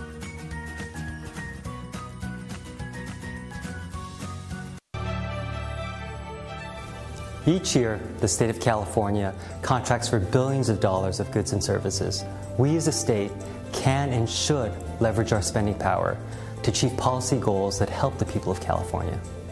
One major policy goal we have is to create jobs and grow our state economy. Promoting the development of small businesses within California is a great way for us to do that, because California small businesses are the engine of economic growth. 95% of companies in California are small businesses, and with the right opportunities, these small businesses can grow to become the next Apple, Netflix, or Tesla. So let's all do our part to promote small business development and grow our state economy. Together, we can really make. Hello, meet Larry. Larry is a general contractor. Larry is very good at his craft, but Larry has a very tough time managing his paperwork because he is busy taking care of his clients' needs. Larry just cannot find his important business documents when needed.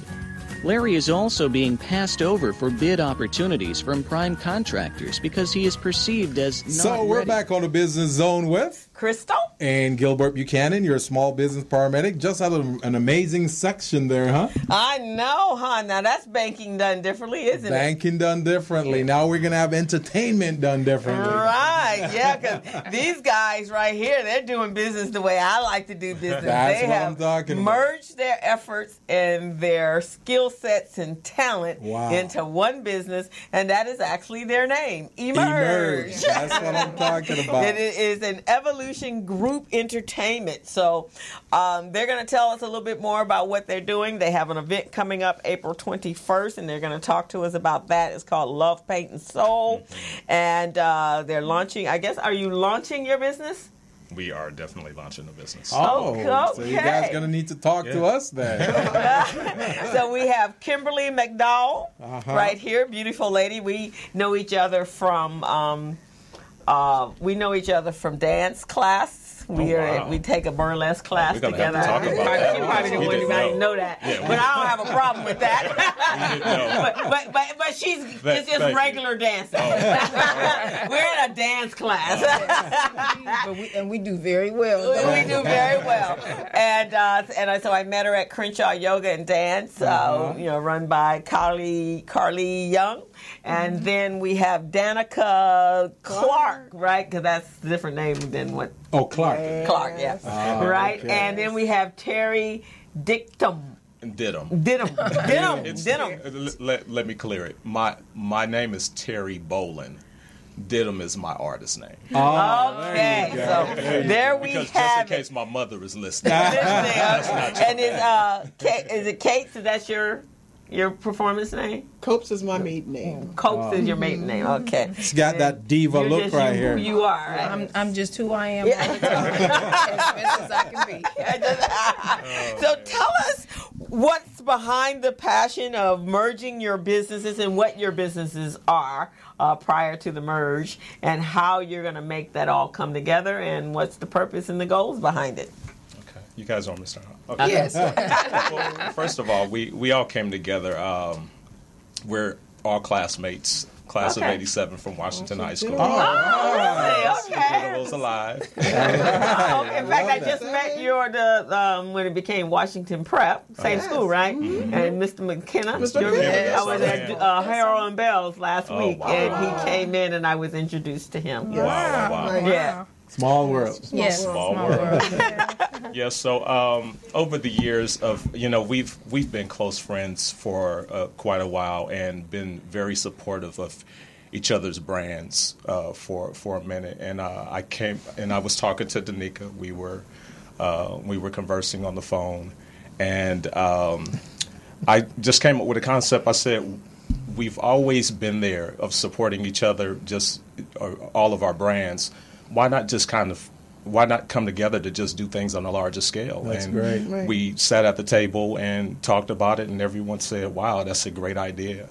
So one of the other reasons why I wanted to do that is when it comes down to just people that have small businesses, period. I think a lot of times they don't grow because people don't take the time to partner with people. Right. We tend to hoard everything to ourselves and feel like, hey, I can make it on my own. But, when you look at the Oprahs and the Tyler Perrys, people can put their egos to the side and say, hey, man, this is a great idea. Yeah. Let's put the egos to the side, put the money on the table, make it work for everybody. Right. So that's what this whole concept came about. And on our event on April 21st, we just want to show people that this can work.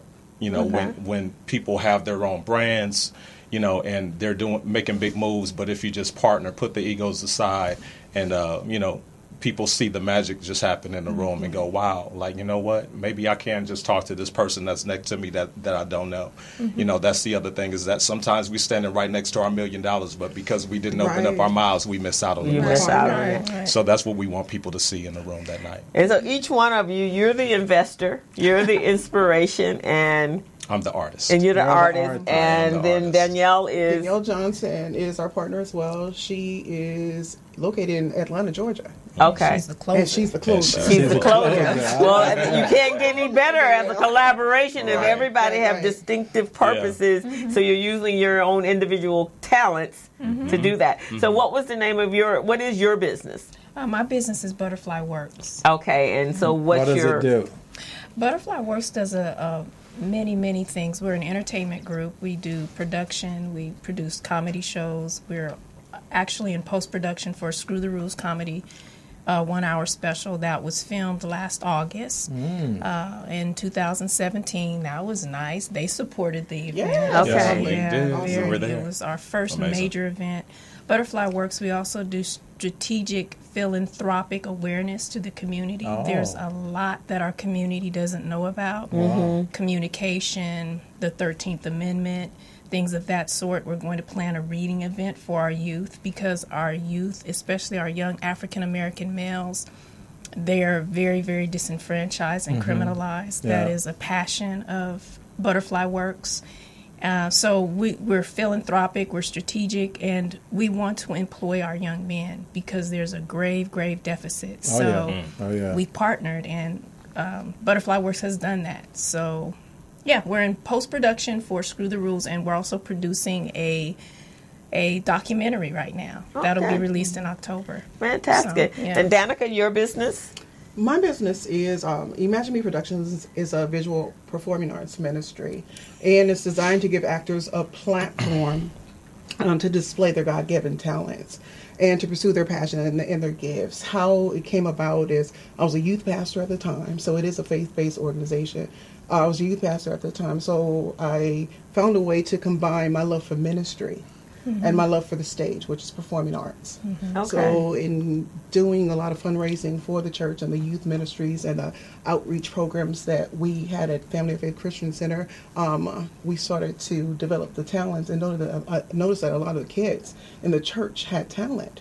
And, there's not a lot of performing arts programs that are available at schools anymore, in our community, and that's another reason why we partnered as well and came together to collaborate so we can bring back certain programs to the community for our youth.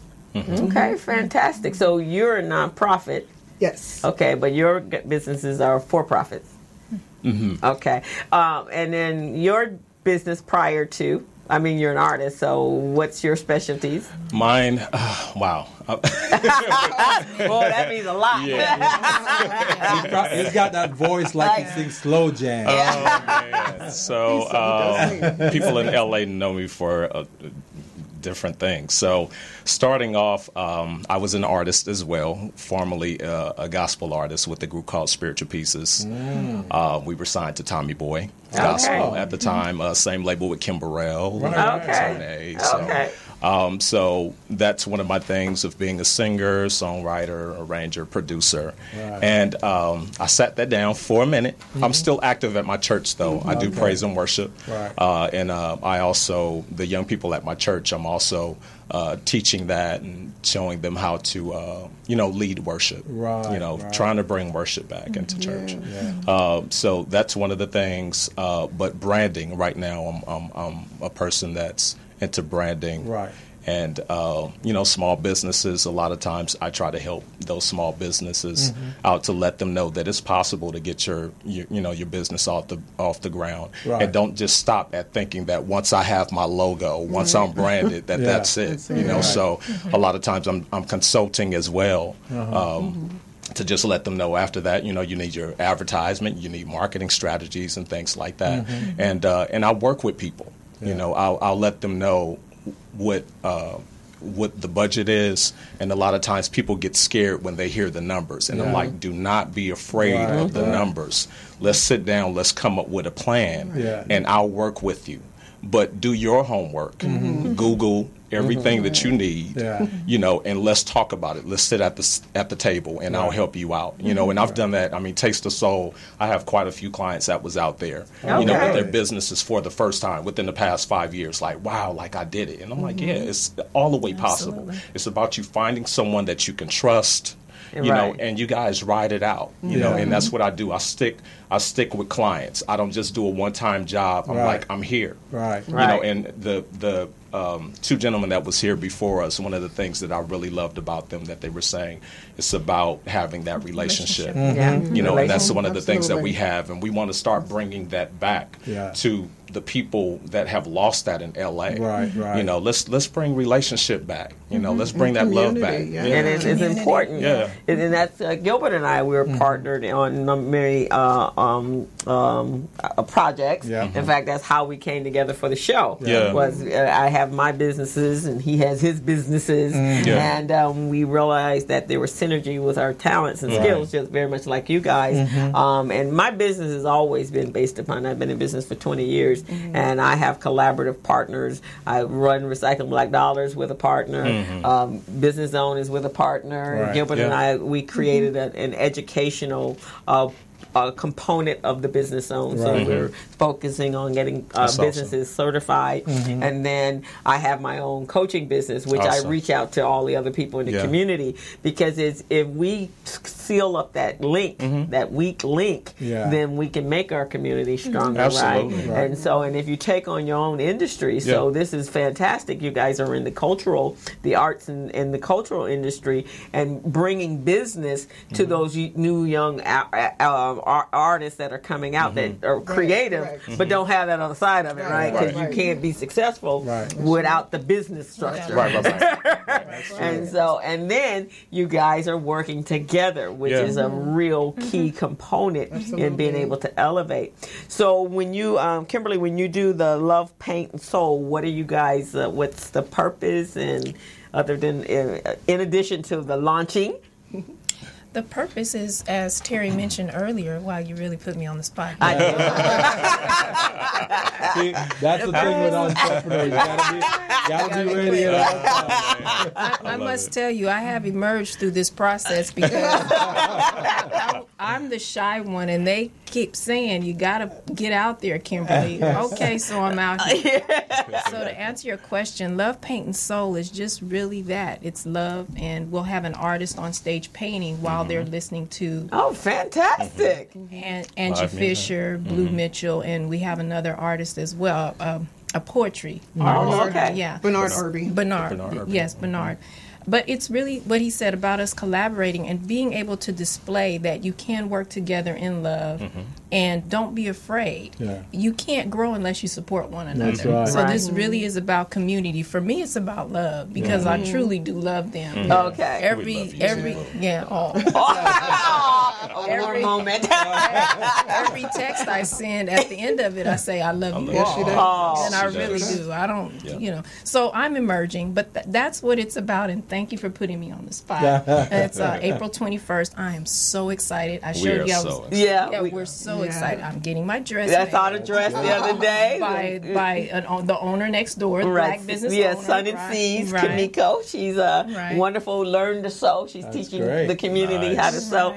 We are so talented. Oh yeah. And we just don't maximize all our talent, right? And I'm reading a book right now, and if you guys are into this kind of stuff, I'm an activist in addition to all the other hats that I wear. But I'm reading a book called Collective Courage, and it's a book, and it's by Jessica Nimhard, and it talks about exactly what you guys are doing, how we as a people, after we were emancipated, how we had no choice but to come together to create a mutual benefit for each other. And so if I didn't have a tractor, but I had the land, I was gifted with land from my slave owner, then we took the tractor and we brought it over, and we grew our vegetables collectively so we could feed our whole little town there. And that is how we acquired Black Wall Street, because we put our eagles and all the other stuff aside.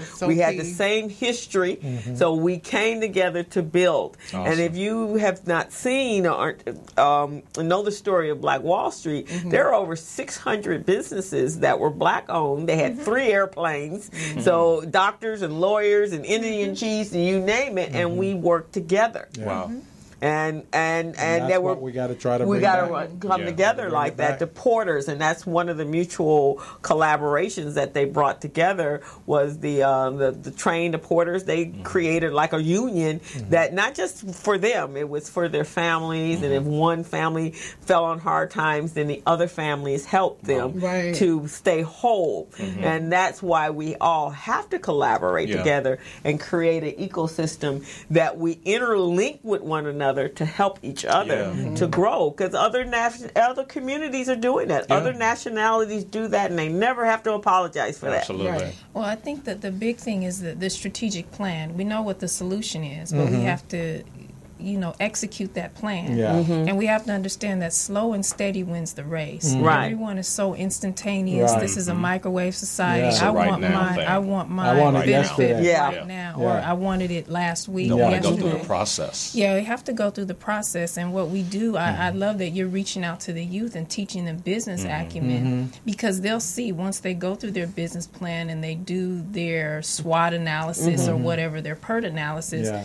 they'll realize that this takes research, it takes a process. But once they're embedded, Yeah. once they have the weigh-in, then they'll have the buy-in, and they'll respect the process. Exactly. And will learn patience. And I think not even the younger generation, but every generation, we need to have a bit of patience and, like we did, set our egos aside and understand that we all have a voice, we all have our lane, but we respect one another's positions. Right, and Right. that we can grow. And yeah, the youth program, the youth piece, it is very important to me. And when the kids come up with these the ideas are just off the chain. Yeah. Last year when we did it, we have 25 kids in a class, and this time we're doing 2 sessions with 25 kids in a class for 3 weeks. And but last year I told them we had our sponsor was American Airlines, and so they wanted us for the kids to create a business that potentially American Airlines could purchase from them, right? So these kids went way above. We had young kids. The one that won, she was on our show, and I can send you guys the link. She was amazing. She's 14 years old. Her name is Hannah, and Hannah created an urban organic garden, and they're called in towers. So they could grow over 50 pounds of fruits and vegetables, and it grows up tall like this. Wow. It's about 5 feet tall in pots. And so she won based upon the concept, and she, worked out the numbers and everything. And then we had a kid that was coming up with a when you disembark from the plane, everybody, as soon as the plane lands, right, everybody ready to go. So his idea was for safety purposes was a retractable arm that the rows could go out one by one. Oh, wow. And That's so, amazing, And isn't then, biodegradable fuel to reduce the fuel cost of planes, which could then reduce the price of the plane ticket. Yeah. So these were the ideas, and these kids were between the ages of 12 and 18. Wow. Right. That's Yeah, amazing. so And most of them, I think we had 2 18-year-olds, most of these kids. So nothing small. Nobody was talking about T-shirts and jewelry. Everybody was talking big stuff that American great to hear, Airlines could especially for actually kids. purchase. And so now our next level, our next phase is to actually get the businesses off the ground, to get them some seed funding so that they could send a child to college. There's some kids out there making money. Yeah. One young lady, she has a hair product that I think she makes about last year she made about $250,000. And this child is 16 years old. And she started the business when she was 13. Well, Wow. the thing that Danica and I were speaking on the other night was how there's a disconnect between the younger generation and our generation, and how the younger generation feels that we don't listen to them. Right. Yet another communication event for Butterfly Works. But it sounds like there's that pipeline that's open, that pipeline of communication, and it's key because they need the wisdom. They have the ideas. They need the wisdom to know how to execute that idea. And then you come together, emerge and collaborate, and then be profitable, not only monetarily but socially and personally. Yeah, that's fantastic. In fact, and we'd love to have you guys. I think I have another little flyer here, a couple flyers. You guys to be mentors, and you can just get that volunteer an hour or two. We got 2 camps, and they're all day. They get there at 9:00 in the morning, and they leave at 5, and just come in and just have a conversation with the kids. Also, our other guests that were supposed to be here, but they called earlier. They weren't stuck in traffic, and I'd like to introduce you to them because they're called Manhood Camp. Okay. And it's for young kids so that the youth guidance and leadership, and he has camps for them. He and his 2 of them, Trayvon Tellis and Mark Whitler. They were in the Sentinel last week, I believe, and that's how I saw them. But what they're doing is sitting down and bringing to the table to the kids someone, I saw on their website them talking to the police and the police law enforcement coming out and having conversation how to speak to us and how to protect yourself, which is very important. And I have another good friend that's his space as well, so I'd like to introduce you guys to him. He just wrote a book called Barbed Wire Souls, and so he's teaching the children how, again, to protect themselves from law enforcement so that they will grow up safe and walk away alive. And he does it through storytelling. And then at the end of each chapter, he has action items based upon the stories that he learned from his grandfather. Wow. So I'd like to introduce you guys to him. Absolutely. That's awesome. Yeah, that's my lane as well. I mean, I've done like 6 children's books. So, okay. Affirming our young girls and trying to get to these young boys, with not having the fathers around. And, we need to start telling them that they're kings again. And that's one of the things. Right. And then if you're really doing that, that's how you guys are. You got the faith piece, and then you're the educator as well. Yeah. And then you have the platform so you can produce programs and documentaries. Yes, I just have the passion to help my community, and there's a need to help the African American male. So that's what I've been called to do.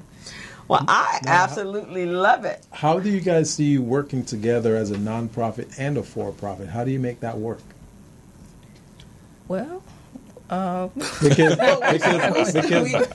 there are different dynamics there, and for tax purposes, you got to delineate between the two.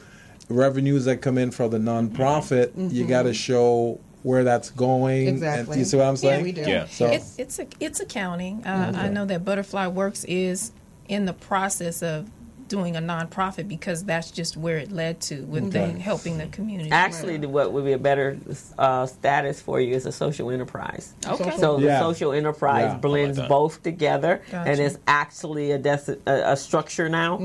One of the ones, for reference sake, is Homeboy Bakeries, and the AIDS Foundation, where the Out of the Closet, it's also a social enterprise. So what they do is they use the nonprofit for grants and so forth, and then they use the for-profit to support the operating costs of running the business, right? So there's actually a structure now, and it's really, really popular. It is actually even a degree at Cal State Irvine. Really? Wow. One of the young ladies that I work with Nifty, who's the educational piece for the kids, that's what her degree is in social enterprise. Nice. Yeah, I see what you guys do blending itself perfectly in the social enterprise space, especially what you're doing, because you guys are working a lot with kids. You're working, you see what I'm saying? Yeah. So that would be perfect for that. Well, thank you. Yeah, so I just wanted to throw that out because you guys have a good mission. I just want to make sure that it doesn't get distorted with the administrative stuff that you guys don't know. Right. Because then later on, you have the IRS knocking on your door going. And that's what you're here for. Exactly. But that would be the best structure for you. That way the nonprofit piece can go out and get grants. There's tons of money out there for the kids. And, even the gentleman that just left City National Bank, they do sponsorship as well for event, and they will do it based upon events as well. And then if you partner up, I think the thing right now for finding funding for nonprofits, if several groups are coming together that are working for the same population, and then one's a fiscal agent, and then you can get bigger grants, like $1 million grants. I know Sam's Club did an $8 million grant, and 4 Hispanic organizations came together and got that $8 million, and then they dispersed it amongst the 4 for each one of their programs. So that's how we have to start thinking big, right? I like the way you think big. And also, what I was thinking when you spoke about what you're doing for the kids, immediately my brain went straight to Verizon. Verizon would be a good sponsor for them. And actually, the Nifty program is sponsoring not our camp, but we're going to go after them. Right. But for the Nifty, they've been Verizon, AT&T. Yeah. Home Depot's also Home good. Depot. Yeah, Home Depot Southern and AT&T, California I'm sure. Edison. Yeah. And if you throw some tech in there, Southern California all on top of it. Okay. So if you're We're taking teaching them the notes. technology piece of production, and that will get them in. Sempra, the gas company, they'll do that kind of stuff. So look into your that format, and then that way you can do your productions and not have to worry about money. Yeah. Well, that's always a good thing. See, I love this. This is what it's all about. I mean, just willingly just giving information. That's I mean, and what it I'm doesn't talking hurt about. you to do Right. it. No. You know, and that's This our is whole all point. about. Right, You and know, it's not however gonna Gilbert hurt me. and I can be assistants so doing much. what we're doing and helping you guys do what you do. Oh, yeah. That's the only Wow. way we're going to create this void in our community. Wow, thank you so Absolutely. much. Yes. Okay, my question is this. Are you guys coming to the event? Which is the 21st, which is next weekend, next Saturday. I will be seeing you Wednesday. Yes, I'll be there. Okay, I'm all speaking right. in the morning, Okay. so that gives me enough time to come home. time is it? What It's time at 8. It's from 8 o'clock to 8:30 Okay. to 2:30, 12:30. And it's a Okay. red carpet event. A red carpet. And where? 15th Avenue. Where's that? Downtown LA, just a little bit west of the Arts District. Oh, okay. Okay, I know it is. So that's not so bad for Near you to the come 10. in Yeah, I from know. our Alhambra. I have a problem, man. Coming on the west side. Woo. So that area is bustling right now as Yeah. far as real estate's It is, concerned. it is. Downtown is bustling, so It it's is. trickling into the Arts District. Yeah. So we have this wonderful loft. It's Yeah. like that Love Jones kind of feel. Oh, wonderful. So Very we- East Coast feel. Very I East like Coast that. feel. We wanted to give that living room effect. Yeah. That's Angie great. Fisher, Blue Mitchell. Oh my gosh! And I Angie, can't are wait. you familiar with her? Uh-uh. The So name Angie, sounds familiar, she was nominated for a Grammy. I think that was it 2 years ago now? Oh, yeah? Maybe 2 years ago, but yes, she Wow. was nominated for a Grammy for her single. It was called The IRS. They played on KJ. Oh, okay. I'll have to go pull her up. But she's sung for a lot of people, background for a lot of people in the industry. Man, I wish we had a lot more time to I go know. through So this, why don't you but guys shout out about the unfortunately- event and Yeah. make sure everybody come. Give them I a already phone found the number. link for the ticket, so Yeah. I'll purchase my ticket. All right. Yeah. Sounds good. Go ahead, tell them how they can get a hold of you. And You go. Okay, our event, Love, Paint, and Soul, is coming up next Saturday, August 21st at 8 p.m. You can find our tickets at www.brownpapertickets.com. We would love to have you out. It's going to be a large social networking Yes. event. Bring your business cards, wear your best dress, get ready for the red carpet, and we'll see you next Saturday. that's Next right. Saturday. That's right. All righty. Well, wow, that was a quick 2 hours. You know, with that being said, we're at the 5:02 marker. I won't be here, Small Biz Pros. I won't be here next week because I'm starting a gig in Vegas on the 19th, next Thursday, which will spill over on Friday the next day. So it's 8 weeks. So I'm working with small businesses in the Las Vegas area, helping them to become business ready, contract ready, and bank loan ready, so they can help build that arena that for the Raiders in Vegas. So every Thursday I will not be here, and Friday. So Oh, okay. So next week we're going to have Don Strozier, who was here with Angelique when they were here for the show. Oh, yes. Yes, Don is going to be my She's co-host phenomenal. next week. Yes, she's and I'm phenomenal. going to be looking for co-hosts when Yes. he's out of town. Okay. So, look There at you go. that. That's what I'm talking I might got about. 2 co-hosts right here. So I'll be looking for co-hosts. Anybody interested, then reach out. And then I got a list of co-hosts that I got a couple of friends. I just have to call them an hour before. It's like, yeah, okay, I'll be there. So, Sounds good. so Sounds while good. Gilbert's out of town, Yes. then we'll fill in this space and hold the seat hot, warm for him until he gets Sounds back. great. Appreciate it. So this is the end of our show. Yeah, it And is. for those of you who've just tuned in for the first time and you hear this wonderful show, you can have it every week, every Friday from 3 to 5 on the Business Zone at morrismedialive.com. Right, and then you can go to our YouTube channel, the Business Zone with Crystal and Gilbert. Please subscribe. We've been trying to get subscriptions. We will be on air for 2 years on July 8th, and we've been just trying to get a little love, guys. I'm little love. subscribing tonight. Beautiful. So we will see you guys next Friday, or I will see you guys next Friday. Gilbert will be here in spirit. I'll be here in spirit. Have a great weekend. Have a great weekend and a powerful week, and we'll see you next week. And get your tickets for Love, Paint, and Soul. Yes, We're out. We're out. Bye. Awesome. As a small biz pro, I saw we roll, using procurement, program, and control. As a small biz pro, I saw we grow, using procurement, program, and control. I'm a businessman, yes, I'm an entrepreneur. Oh yeah, I'm a businessman, yes, I'm an entrepreneur. Oh yeah, I'm a businessman, yes, I'm an entrepreneur. I'm a businessman, yes, I'm an entrepreneur. Oh yeah, Crystal Mitchell, do you have my business plan? Just